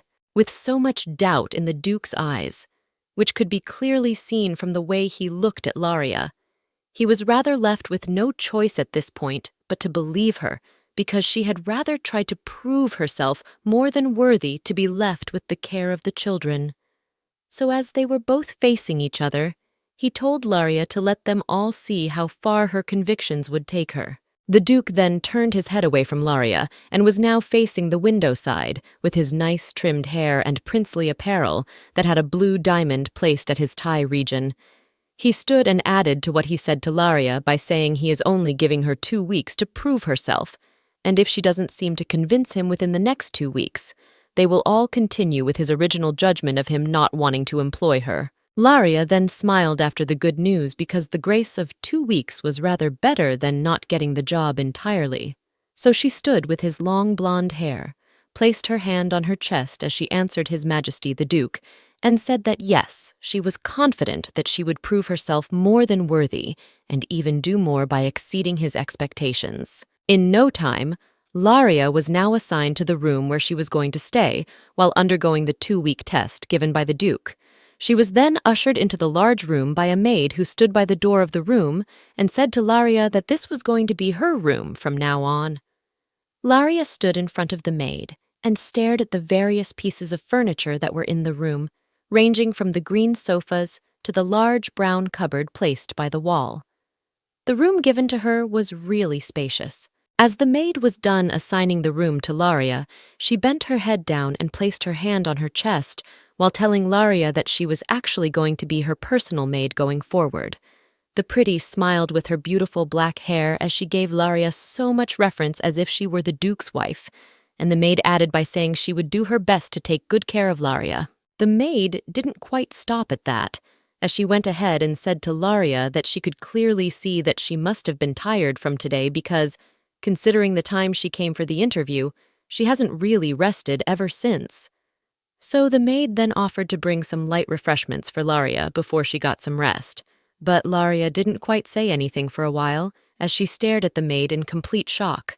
Laria smiled with her mouth widely open after being silent for a while as she stood with her long blonde hair and said to the maid that she shouldn't really bother herself because it was rather still daytime, so there was enough time left. And so after saying all that, she said to the maid that instead of all that, she could ask for a favor. As they were both in Laria's newly assigned room, she went ahead to ask the maid for the favor she had asked earlier and said to her that now that she has officially become a maid and has been assigned a room, She therefore needed to accomplish the most important task of all, which was getting close with the children. So can she help out? She then practiced how she would actually approach the two children that were left under her care. Laria then imagined in her head that she would, first of all, prostrate a bit with her hand on her chest and introduce herself by saying her name. And as she faces the two children, she will tell them that she will be taking care of both of them as their new maid. As she imagined, she clearly knew the little children would be on guard as expected, and they wouldn't just accept her as friendly at first. Because they had doubts about whether to trust or not, she was rather prepared on what to do next. If they hesitated a bit, she may just offer them a lot of snacks to be prepared for them. She then smiled while telling all this to the maid, who was looking at her in a bit of confusion as she thought that the plan of giving the little lot of snacks wasn't really a great idea. So the maid was not facing Laria. She told her that Molly actually limited the children to only one snack per week, but Laria begged her that it was just for one time. And of course she was aware that eating snacks frequently wasn't healthy at all, because doing so can promote picky eating habits. However, while pointing out all the facts about not putting the children's health and habits at risk, it's still very important to be able to enjoy tasty food with others. Laria envisioned herself with the children as they all sat at the table outside the house and enjoyed the various dishes placed on the table as they smiled and had fun, and she didn't think there was another more effective way to make a great first impression other than what she suggested earlier on. And as they all sat at the table and ate, she would tell the kids that, thanks to a little favor, she had all this prepared just for them. As seen from the different plates of snacks placed on the table, she would tell them they could gladly eat to their satisfaction because everything on the table was meant for them. Laria sat with the two children as they took some tea and ate cookies. So as he held the teapot in her hand and smiled at Mikhail as he immediately asked her a question, he asked if they were actually allowed to have all this. Laria then replied to him by saying, "Didn't something upsetting just happen to both of them?" It was just her way of getting them off their minds about what happened earlier on, so they should enjoy and spend the rest of their day eating delicious food together. As Laria poured out the tea from the teapot, she smiled and said to the two children that sat close to her that when they were with her, they should feel free and not be shy. They could equally hold their teacups in whatever way seemed comfortable to them. Although the children were still looking a bit unsure about trusting Laria, she still went ahead to give them more assurance about being themselves around her. Mikhail then went ahead to take one cookie for himself and started eating immediately. He still doubted in his heart because their previous tutor never allowed them to have this amount of delicious snacks, so he then stared at Laria with his green eyes as he held the cookie with his hand close to his mouth. And as the little boy had a taste of the nice-looking cookie, he was filled with joy because it tasted even better than Laria had bragged about earlier on. So he said to her while still holding the cookie, which he had a bit of, and told her that it actually tasted really delicious. Laria then smiled and said that the chocolate chip cookies are also one of her favorites. Mikhail really enjoyed the chocolate cookies, as he had already taken another one in his hand as he had a mouthful of cookies. So his sister stood at first and was kind of shy about taking some of the cookies, when Laria suddenly told her that she should help herself with some cookies as she had brought more than enough for everyone. And judging from the smiles and bright mood the children suddenly had, Laria was very happy that she was actually able to impress them on her first encounter with the kids.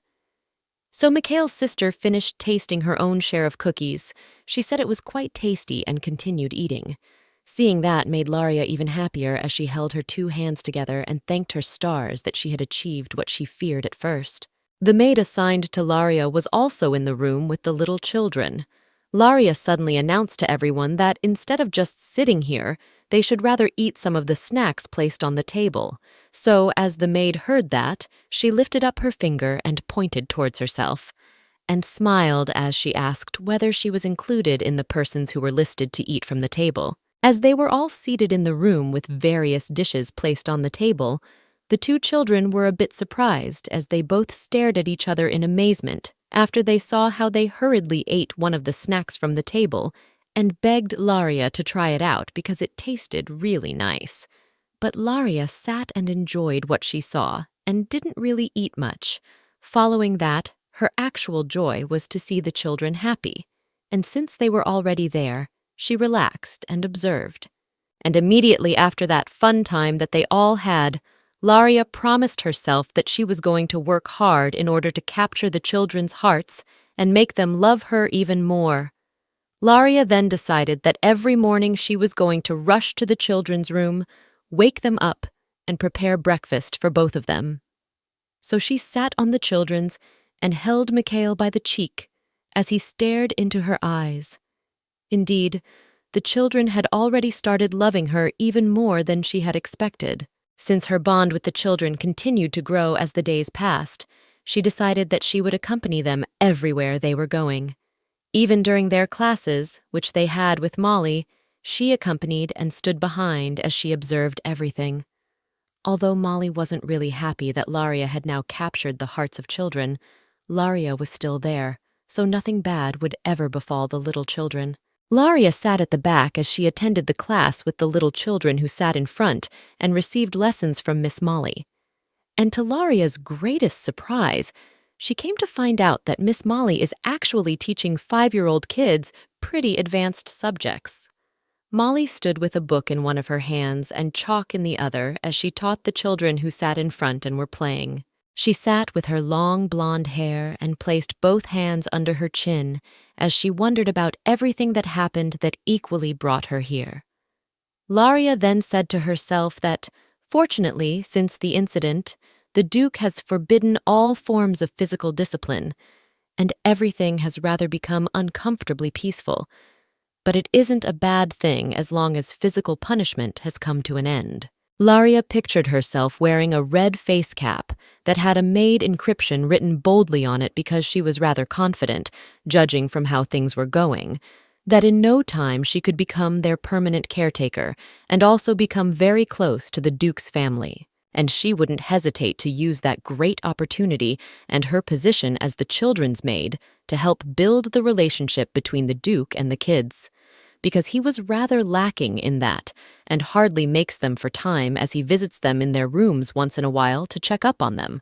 But not only would she strengthen the relationship between Nocturne, the Duke, and the kids, Laria said that she will also coach Mikhail, who was the male lead, in a way that prevents his exhausting love ending with his sister, who was the female lead.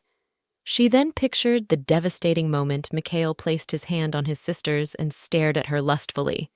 It was rather an abomination, and Laria intended to avert that. Laria held a pair of glasses in her hand.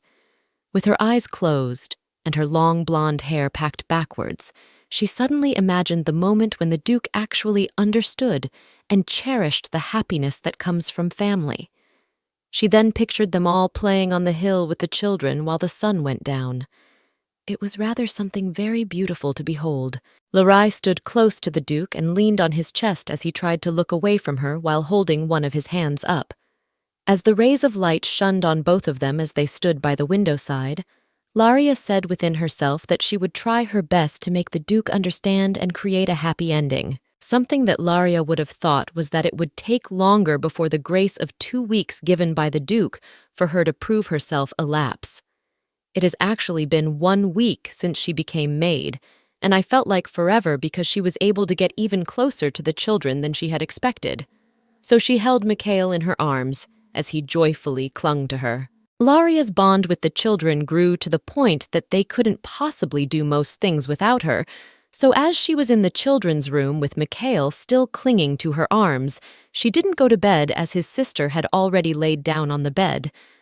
Laria then said to the young lord that he needed to get proper rest so that he could grow up tall like the Grand Duke, and he turned towards him and said, "Can't he see that she is already in bed?" As he gently dropped the little child on the bed so that he could get some rest, Mikhail didn't feel as if he wanted Laria to go and leave all alone as he stretched forth his hands towards her with his mouth open, trying to cling back to her. But Laria stood by the bedside and told the young lord that he should not worry. She would read him a bedtime story, and he'd fall asleep before he even knew it. But the young lord still didn't want to go because the bond between him and the maid grew rather stronger, to the point where he couldn't do without her. So Mikhail finally decided to go to bed. He held the bedsheet with his hand and stared at Laria pitifully, saying to her that she would definitely leave once he fell asleep. Why can't she just stay here throughout the night? Laria stood with her long blonde hair and stared at the young lord with so much admiration and care, because at this point she loved the children as if they were actually her own. But Laria was a bit surprised as she opened her mouth immediately when she heard what Mikhail said about their tutor, Molly. He said that Miss Molly comes to their room when Laria leaves, and he doesn't like it. As they were all on the bed in the children's room, Laria couldn't believe her eyes after she saw Janet forcefully press her brother with her 2 hands on his head as they were both laid on the bed. She actually did that in order to prevent him from saying that Miss Molly normally comes to their room late in the night.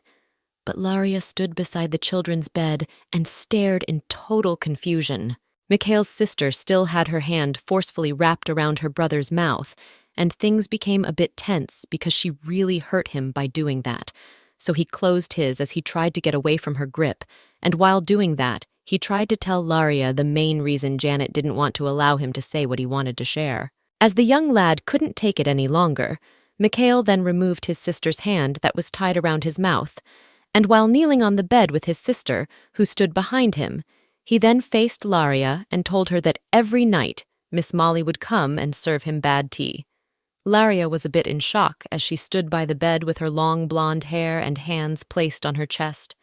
Laria stood with her long blonde hair and stared at the 2 children who were seated on the bed, as she was totally confused and didn't know how to react to what Mikhail said. So with her big blue eyes widely open, she had to ask him what he really meant by bad tea. Mikhail then turned to his sister as he answered Laria and said to her that whenever Miss Molly brings the bad tea, he never wants to take it, but she rather forces him. Janet, his sister, then added by saying that the tea tasted really weird, and Mikhail couldn't sleep after taking the bad tea, and that made Laria even more confused as she continued staring at the 2 children and asked Janet what she meant by saying that her brother couldn't sleep. And doesn't she know what type of tea it was? As Janet sat on the bed with her long purple-like hair and big purple eyes, she was a little bit unsure of how to answer Laria because she tried to stop her brother from saying all this.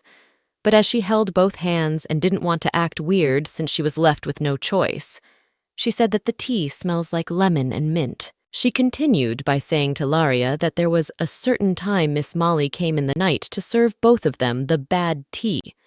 She rather hesitated and told her that she didn't like mint at all, as she moved her face away from the cup of tea pointed at her in total irritation, and Miss Molly was left with no choice but to serve only Mikhail, who held the teacup in his hand as he drank it, although he didn't want to. After saying all that, Janet said there was another night when Miss Molly came to their room with a large tray on her hand. She smiled and said to them that she had brought a wonderful tea for them, and she said that this particular tea is nutritious because it helps them grow tall. While the 2 children stood and faced her, she told them that they should please keep this a secret and not tell anyone. So she placed the 2 cups of tea on a table in the children's room, but the tea clearly didn't look as normal as the usual one they normally have, as it had a bluish color. Miss Molly was rather determined as she tried her best to convince the young lord to take it, as she said to Mikhail that everyone would be so happy to see how grown he would turn out to be after drinking this nourishing tea. As Laria stood with her long blonde hair and listened to all that the children had to say to her, it wasn't really adding up, because if the tea was actually meant to make them grow tall and healthy, why did she instruct them to keep it a secret from everyone else? The 2 children were still seated on the bed as Laria thought of what to do after hearing all that Miss Molly did by serving a rather strange tea to them, and immediately she left the room. Janet quietly whispered to her brother and said to him that their tutor was actually going to scold them for telling Laria about their secret, and Mikhail, after hearing that from his sister, nodded his head, his hands touching each other as he feared that they were potentially in trouble. In no time, Laria had gone to the mansion's physician to make more inquiries about the supposedly bad tea that smelled like lemon and mint. So as he sat in his office with his glasses on while keeping his eyes closed, he then placed his hand on his lips as he thought about what Laria just asked him about a tea that smells like lemon and mint. After some deliberations, he said that the first thing that came to mind was workers' afternoon. As they were both seated facing each other in the physician's office, which had a table in between them where several books were placed, it also had a cupboard shelf that was behind where the physician was seated. So immediately, Laria heard him say, "Workers' afternoon?" She was a bit confused, and that prompted her to ask what it meant. With his hand placed on the table, he said to her that, as the name implies, it was a tea used to help restore energy after being exhausted throughout the day. Laria stood with her long blonde hair and became more inquisitive as she stared at him with her big blue eyes as she asked if the tea was kind of similar to coffee. And her response made the physician laugh out loud as he stood with his glasses while pointing out his finger toward Laria and said to her that the lemon and mint scent helps in refreshing the body, and the content of the tea actually has energizing ingredients, so it's a really strong brew. Lara was still seated as she placed her hand on her chin, as she was a bit lost in her thoughts and pondered all that the physician said to her. Considering the fact that Mikhail always had trouble sleeping, anytime Miss Molly serves him this particular tea, it clearly points out that it was a bad tea, and the physician's description matched hers. So she sat there with her long blonde hair and thought about all this while still in the physician's office. So, as they were still seated, the physician was left with no choice but to ask Laria what actually prompted her to ask him about this particular tea. She was a bit unsure for a moment as she placed her hands on the table and said to him that someone had mentioned it to her earlier and said it tasted really good. But immediately after saying that, she asked the physician if the tea given to children would improve their growth. Laria actually said it that way, not to make it sound more suspicious than it ought to be, so the physician doesn't think otherwise. But his reaction didn't feel that way as he stared at Laria with his pair of glasses on and asked her, "If given to children?" To be really sure that was what he heard.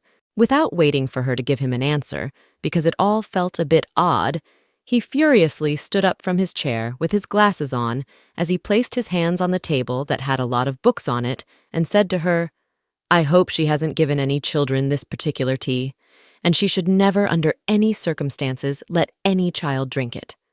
After hearing that, Laria adjusted her seating position, lifted her hands and said to him, "No, it wasn't like that. She couldn't possibly do something like that." As they were both at the table, the physician quickly brought out a book and widely opened its context on the table as he placed his hand on it while showing Laria the adverse effect of this particular tea. He said that Workers' Afternoon contains very strong energizing ingredients that clearly weren't meant for children. So they both stood as they stared at the words written in the book from above. The physician actually did this to back up what he said to Laria earlier on, to prove to her that it was detailed and documented. So as the physician read and explained to Laria, he told her that the tea is capable of increasing heart pressure, so prior to that, it's not even recommended that adults drink it often. As they both stared at the context of the book brought by the physician concerning the adverse health effects of taking this particular tea, it was illustrated using a diagram of a heart to clearly show the damage. And as Laria and the physician stood and went through the book, the physician added by saying that if a weak child happens to drink even a small portion, it will definitely put a lot of strain on the child's heart. After all that has been said, Laria left the physician's office and headed over to the storage room in the mansion in search of the so-called tea ingredients. According to her, Miss Molly might have hidden them somewhere there because the room contained a lot of kitchen appliances and foodstuff in general. Laria then stared inside the room while holding the door to the storage room and said to herself, "Why would Miss Molly give such a dangerous drink to the children?" Laria then bent down in her white and black gown as she went through the contents of the various cupboards that were lined up in the storage room. And as she was going through the stuff inside the cupboard, it suddenly occurred to her that Miss Molly might have plotted all this in order to punish the children for maybe disobeying her. Since a few months ago, she was flagged and prohibited from using physical force to correct the children. Indeed, she coined a new method. As she continued her search, Laria stood with her long blonde hair and stared at the various bottles arranged and placed on a particular table in the storage room. While standing, she said to herself that Miss Molly was truly cruel, and she needed to confront her for actually risking the precious lives of the young royals in the Duke's mansion. Laria moved to the section where the plates were arranged and stared at it, while she said to herself that even before confronting Miss Molly, she needed concrete evidence showing her hand in the evil deed, because if she faced her empty-handed, it would definitely be a pointless confrontation and her aim wouldn't be achieved. So she stared clearly with her big blue eyes, searching for the supposedly hidden item. As Laria was so busy being engrossed in the search for evidence to use against Miss Molly, she didn't realize the moment someone walked into the storage room that she was in. It was actually the Grand Duke of the mansion. He then stood by the door and asked Laria what she was actually doing in the room. Laria was a bit shocked as she stood with her big blue eyes widely open and didn't utter a word for a few seconds. But Laria didn't quite say anything after the Duke asked her what she was doing in the storage room, so he walked directly to where she was standing to hear clearly from her. The only word Laria said was, "Your Grace," and he didn't say anything after that. As he moved closer to her, he said that the main reason he walked into the storage room, kitchen, was because of the noise he overheard while clearly knowing no one was supposed to be here at this time. Since Laria was still unsure of how to respond to the Duke or even what reasons to give to him for being inside the kitchen at this time, she stood with her long blonde hair, and she was a bit scared, which could be clearly seen from the way her eyes were looking.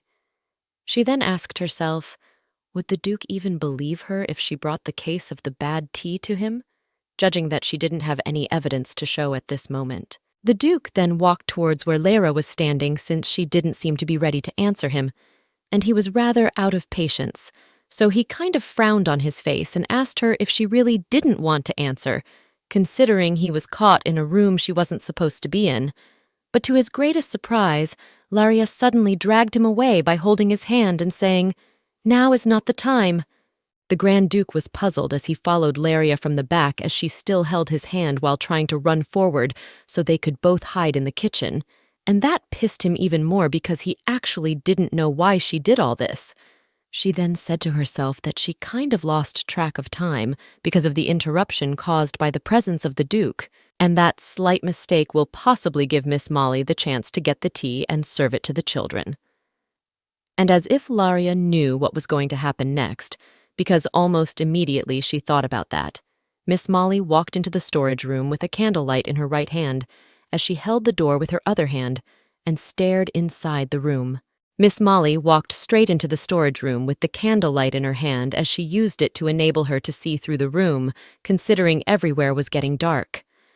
As she stared at the kitchen utensils and items that were all lined up in the room, she was a bit surprised that the room was empty because she thought she heard noises coming from earlier on.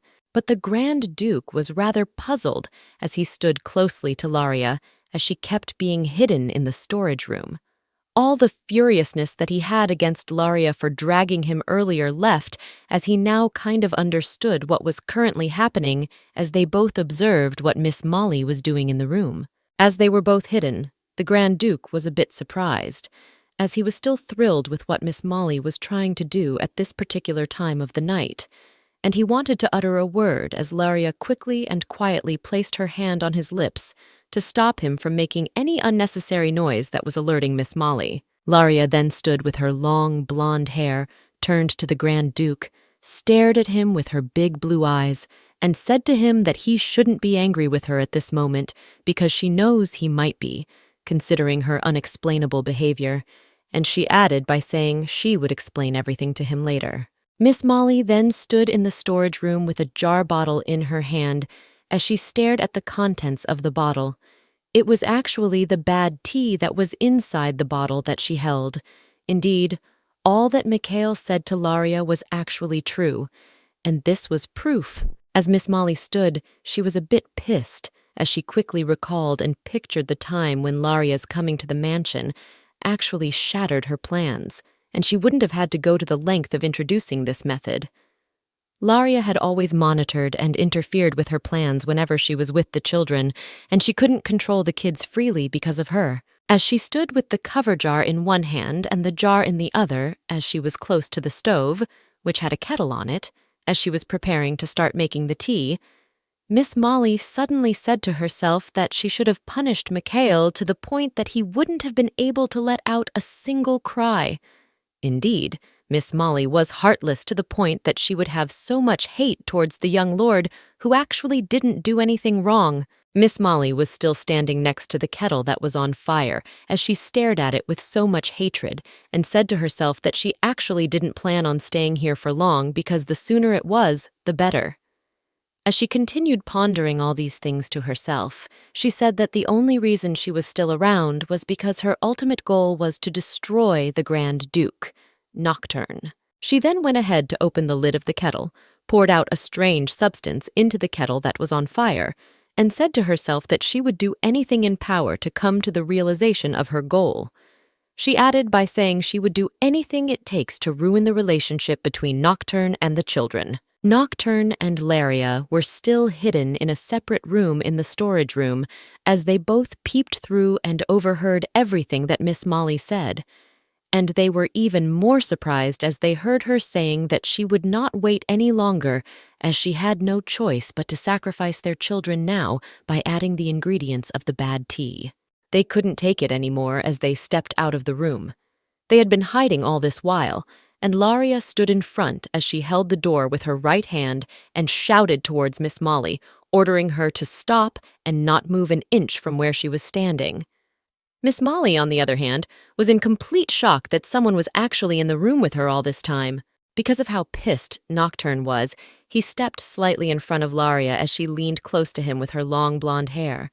He then looked at Miss Molly and asked her, why was she in this room by this time? And it seems there is something about which he was unaware considering her, so she better start talking. Miss Molly, on the other hand, was in total confusion because she never expected what just happened, and to be the Grand Duke, she was rather disorganized.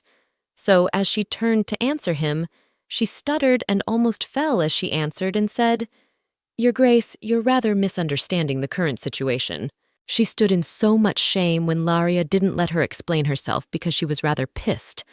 Laria said to her that the children informed her that she has been forcing them to drink tea late at night, and to be even more precise, the tea is called workers' afternoon tea, which was the same thing she was preparing right now. Laria added by saying that Mikhail complained to her that every time he finished taking this particular tea brought to him by her, Miss Molly, whenever he goes to bed and lays down in his blanket to sleep, he rather has trouble sleeping because of this particular tea. She stood with her long blonde hair as she continued spilling out to Miss Molly all the hurtful deeds she did to these innocent children who did nothing wrong towards her.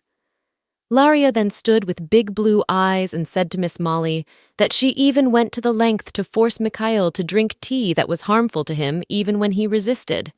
After saying all that, she asked her what their children did to deserve all this. Miss Molly, on the other hand, stood with so much fury in her eyes, as all that Laria said to her made her really angry, even though the things were true. She then gnashed her teeth with her head slightly bent down and whispered to herself, saying that someone like Laria wouldn't understand anything, even been wrong. Miss Molly stood her ground and was kind of claiming right. She angrily screamed at Laria and told her that she didn't know how things operate in this mansion, and if only she hadn't come and interfered with the smooth run, her life wouldn't have become a mess. Miss Molly didn't only fault Laria, she also had things to say against Nocturne, the Grand Duke, and as written in the novel by Laria, the Blackwell family suffered a genetic disease that was passed down from generation to generation. This particular disease was called insanity attack. She actually created this setting in the novel so that Nocturne would have a high obsession with the female lead character and couldn't control himself towards her by clinging to her. As coined in the novel, insanity attack is when the person possessed by it, Nocturne, loses all of their senses and becomes dominated by violent instincts only. and as he stood with bloodstains all over his face with his hand placed up, it was a kind of cleansing ritual that, for a person under the insanity attack to regain consciousness, they had to be drunk enough with blood to satisfy them. Laria stood with her long blonde hair and was facing Miss Molly as she thought about the insanity attack that she wrote in the novel she now lives in, and her main reason for creating such was because she thought it would be perfect to include in a romance tragedy, but she wondered within herself, did Miss Molly have any relatives who were victims of the insanity attack?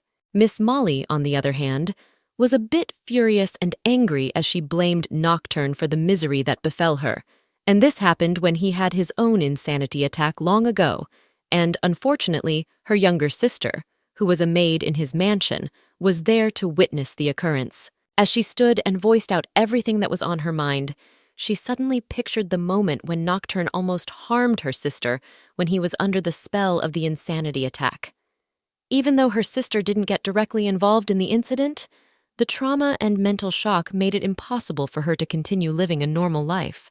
With so much bitterness in Miss Molly's eyes, flashes of the aftermath of how her life suddenly turned out after the incident came to her head.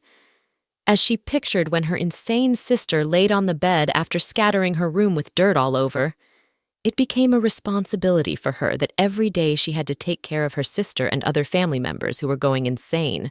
Miss Molly stood with her long black hair and gnashed her teeth as she said to Nocturne, "Did he know how painful that was? She had to have that much burden to carry and bear every day of her life, and because of him, her normal life was completely ruined." She went ahead to point her finger towards Nocturne, the Grand Duke, as she continued faulting him by saying he thought that if he rewarded them with compensation money, it would ease the pain and burden and make everything okay, right? But the Nocturne didn't utter a word as he stood and was a bit ashamed because what she acclaimed of truly happened. But Miss Molly didn't quite stop after that, as she went on to call him names like trash-like scum, dirty hypocrite, and so on.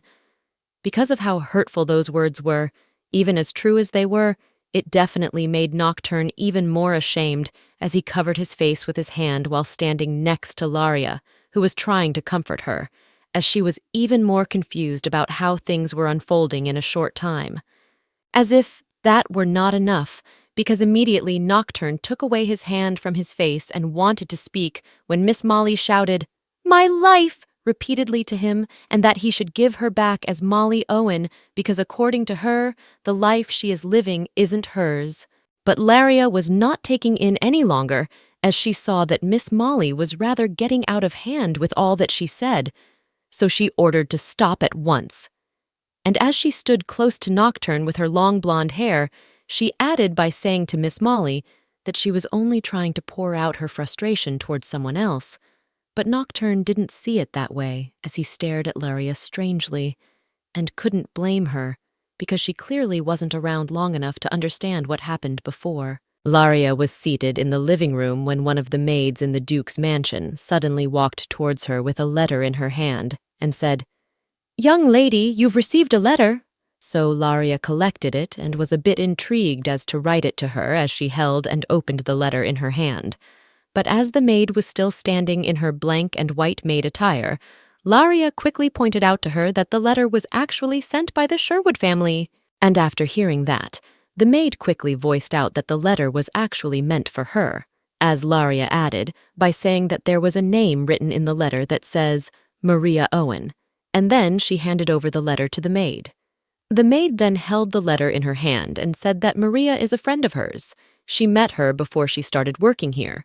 Although Maria ended up quitting the maid work due to some reasons best known to her, she would rather send her an occasional letter. Laria, on the other hand, became suddenly intrigued by the relationship that the maid has with Maria, as she asked her if she could read out this particular letter to her. So she stood with her long blonde hair and smiled with her mouth widely open, as she was rather eager to hear out the content of the letter. The maid had no choice but to agree, and said of course she would read it out. Laria stood and reminisced about all that happened back then, as she only thought that the maid was only friends with Maria and didn't have a clue at all that the same Maria was Miss Molly's sister, and realizing that made her feel a bit sorry as everything started to make sense as to where Miss Molly's pain and outburst were coming from.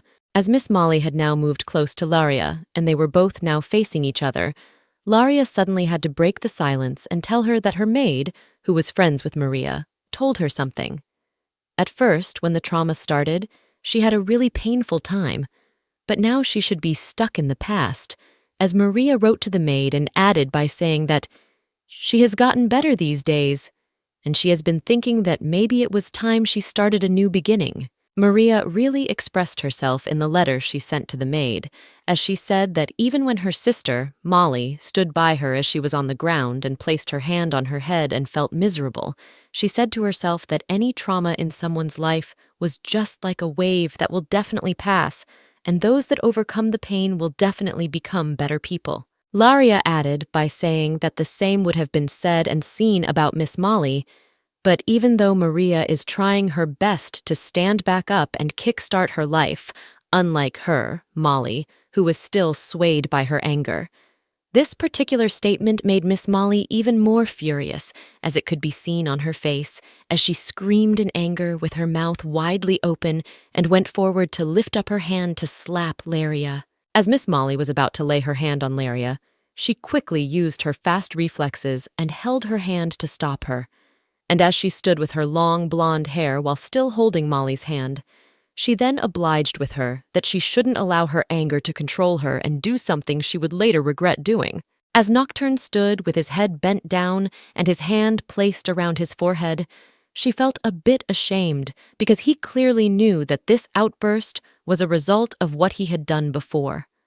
Laria then said to Molly that the Duke always tried his best to help those who were hurt because of him and to help them return to their normal lives. Miss Molly stood and was really pissed as she squeezed her face while gnashing her teeth, when Laria added by saying that while everyone else was finding peace and seeking to forget the past, she, on the other hand, was using her will to use violence as vengeance. As they both stood facing each other and stared at each other, Laria was still holding her hand and said to her, did she even know that her sister Maria is learning how to read, write, and even stand back up? It was rather for her to guide Maria as she was trying to get back on her feet. Laria explained in detail everything that Mary, the maid, told her about what was written in the letters sent to her by Maria. She then pictured how happily Maria sat as she wrote all the letters to Mary. She went on to tell her that Maria wrote and said that thanks to the support of the Nocturne, the Grand Duke, she has been going to school every day and was able to write this letter all by herself. She's happy with the growth so far because she was going to be stuck in this pain forever, but what she was rather hoping for was for her sister to stop worrying about her, because if she does that, they will all definitely live happily, forget about the past, and now focus on getting their lives back together and making life even stronger than before. But it all seemed that as Molly continued hearing all that, it was driving her even more crazy as she placed her hand on her head close to her ears, screamed with frustration, and told Laria to keep quiet. She then moved away from Laria with so much anger in her eyes, as she lifted up her hands in the air and said to her that she already said what she said concerning what happened that led to the trauma of her sister. So what is Laria really trying to prove by saying all this rubbish? But it all seemed like Molly let her anger get the best of her as she moved towards where a knife was in the kitchen where all this happened and pointed it toward Laria as if she was going to kill her that minute. And she said to both of them, Nocturne and Laria, that her life was perfect and she was supposed to be successful until all this happened. As Nocturne stood and saw what Miss Molly was holding in her hand, she clearly knew the matter had rather escalated and gotten out of hand, so he rushed to where Laria was and shielded her with his body so Molly wouldn't harm her. Laria, on the other hand, stood with her long blonde hair and was in total shock, with her blue eyes widely open, that Molly could actually try to do something like that. Because of the noise that Miss Molly made while trying to stab Laria, the guards in the Duke mansion heard it and rushed in to see what was happening. Upon their arrival, they first went to where Nocturne was standing to see if he was all right. Nocturne then ordered them immediately to grab that woman, Molly, so they ran towards her, and the two guards held her by her arms as she tried to struggle with them. As the two guards in red garments were still holding Miss Molly in her arms, she still didn't stay calm as she stared at him with so much anger in her eyes. With her mouth widely open, she said to Nocturne that he should watch out. His kids are going to inherit the same disgusting attitude that he had. And as they were about to take her out, she added by saying to him that she would curse the children, and their lives were going to be even more miserable than hers. So Nocturne and Laria were in total shock as they watched everything that Molly did, and as Laria wanted to react further, Nocturne stopped and held her with his hand. It was another bright morning in the Duke's residence, which had various beautiful tall trees planted outside it, and it was weeks after the incidents of Miss Molly, who was later kicked out of the mansion, because in the end, Miss Molly only treated the kids badly just prior to the fact that she wanted revenge and she was unforgettable. And as Laria walked through the mansion, she reminisced about all that happened in what seemed like a short period of time. She then stood with her long blonde hair as she held her two hands together and thought about how everything ended. Because of how heavily responsible Nocturne felt about what happened, he settled the situation with just a banishment against Miss Molly. Laria then moved towards the window side of the mansion. The window was very tall and had mirror patterns demarcated in squares, and she stood there with her long blonde hair and big blue eyes. While holding her hands, it quickly occurred to her that it was exactly 2 weeks after the incident happened in the Duke's mansion. She then stood and could only watch as the characters that she created suffered from the thoughtless situation that she was clearly responsible for. But as she stood close to Nocturne, there were some things that might have changed after the incident, but still, their lives were not completely back together. As she stood and reminisced about the moment Miss Molly was so furious and filled with so much rage after she was held and was about to be taken out of the room, it made Laria feel really sorry for what she created. And since there were 10 months until the female lead appeared, she wanted to make sure there were no more victims like Maria and Molly to be responsible for Nocturne and the children's peaceful lives. And as Nocturne sat in his personal office in his mansion, he suddenly heard a knock on the door. Before he could ask who was at the door, Laria quickly spoke from outside and said it was Laria Sherwood. Nocturne then stood up and walked towards the window's side as he stared around with his purple eyes while wearing a shirt that was slightly opened and had a pattern of rope tailored at the center side of the shirt. He quickly said to Laria that she could come in and sit wherever she would like to sit. As she walked into the office, Nocturne placed a letter on a table in the office, and she quickly noticed it. And as she was about to say something, the Duke still had his hand placed on the letter that was on the table.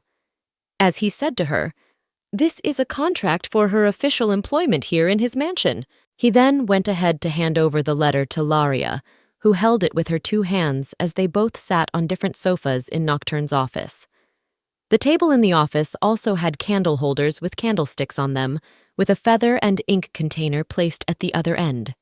And as Laria was going through the content of the letter, Nocturne said to her that 2 weeks have passed since the incident, and the children listened to her very well, so he thought it would be an appropriate time to give her this. And as he sat on his own sofa in the office, he told her both the terms and conditions as well as the salary should be okay for her as written in the contract. Laria, on the other hand, was a bit surprised, as the salary was 10 times more than before. With his head slightly bent down, he said to her that there was something he needed to say. As he stood and thought about his ugly past that had to do with his insanity attack, he pictured how the force brought him down to his knees and couldn't possibly control himself as he only screamed with his mouth widely opened, and knowing that this means that there's a possibility that she could be in danger whenever he loses it. He turned away from Laria as he felt a bit ashamed and stood with his purple eyes and black hair. He said to her that he had known this for a long time, but he couldn't do anything about it since he was struggling with his inability to control his insanity, and he was scared he could hurt her. He then added by saying that he is telling her this now, even though he should have said something when they made their first temporary contract. After saying all that, Nocturne felt a bit cringe as everything was awkward at the time, so he held his two hands that were crossed together and said to her that he would understand if she didn't want to renew the contract, and his voice trembled a little as he finished saying that. Nocturne still had his head bent down, as he felt a bit ashamed after he kind of poured his heart out to Laria. Laria, on the other hand, stood with her long blonde hair as she held the contract letter in her hand, stared at him with her big blue eyes, and said to herself that to him, his insanity was something he couldn't possibly control, and to have confessed that to an outsider like her, she really felt his pain. As he stood in his white shirt and tried his best to avoid eye contact with Laria after saying all that and being vulnerable, Laria continued thinking within herself and said that maybe he was worried that he would get to hurt her in the future because of the insanity attack. It clearly now makes more sense to her that indeed Nocturne was a good person. While waiting for an answer from her, Laria was quick to notice how Nocturne lowered his purple eyes, and his loneliness could be clearly seen in his deep purple iris as his black hair flung around his eye region. That made Laria even more sorry about the whole issue, and she decided that she would break the silence and say something to him. Nocturne suddenly lifted up his head when he saw Laria standing up from the sofa, as they were all in this office. She then said to him that before agreeing to sign the contract, there was something she wanted to say to him as well.